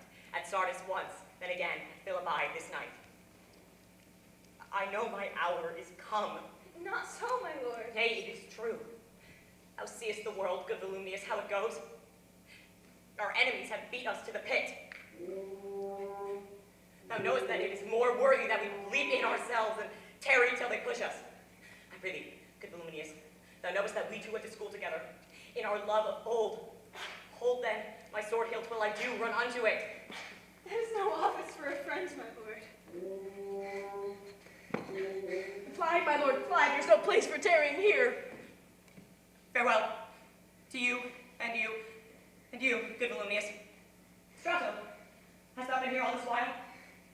Farewell to you too, Strato. I will have glory on this losing day. More than Octavius or Mark Antony by some vile conquest shall attain unto. So farewell to each and every one of you. For Brutus's tongue hath almost ended his life's history.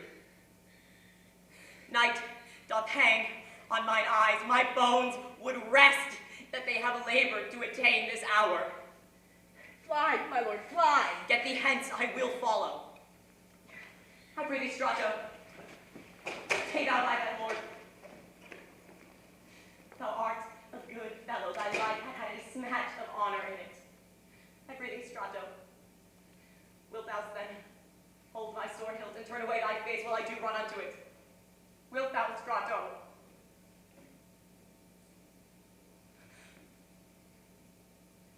me your hand first. Very well.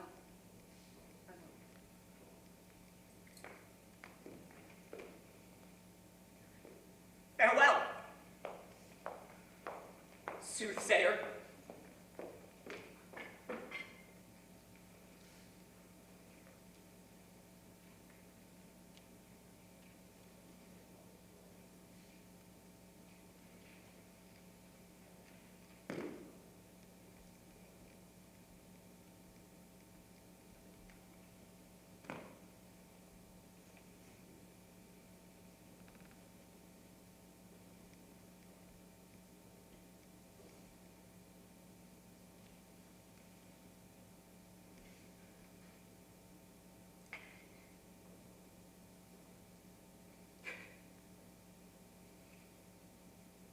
Caesar, be still.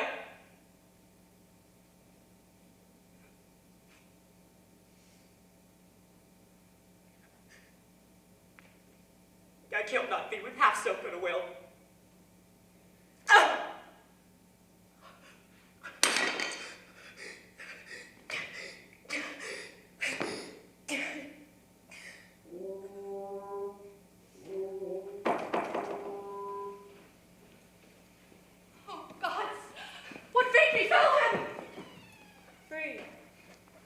Messala, from the bondage you are in.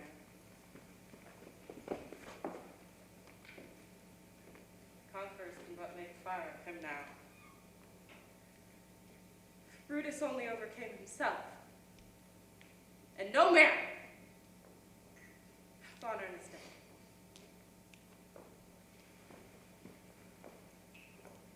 This was the noblest Roman of them all. All the conspirators, save only he, did what they did in envy of great Caesar. He only, and a general honest thought and common good to all, made one of them. His life was gentle, and the elements so mixed in him that nature might stand up and say to all the world, this was a man. According to his virtue, let us use him, with all respect and rites of burial.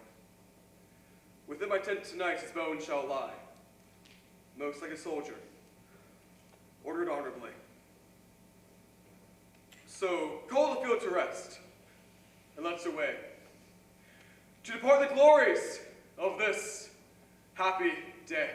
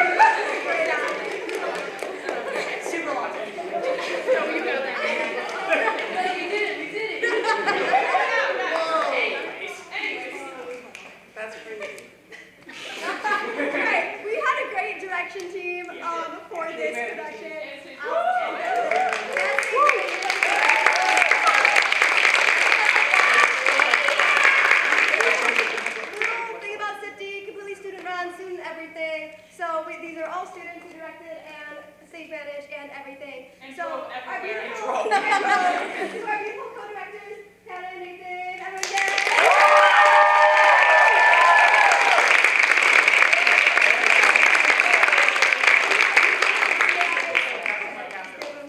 Doing stuff. Yes. Oh, They have flowers and cards, guys. Thank you. Yay! Thank you for being here.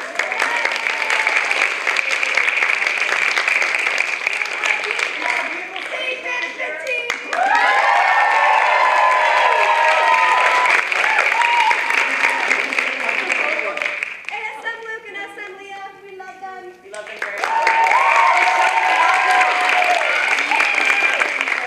They are the ones who made what you see on stage happen. We would be nothing without them, so I really say thank you again.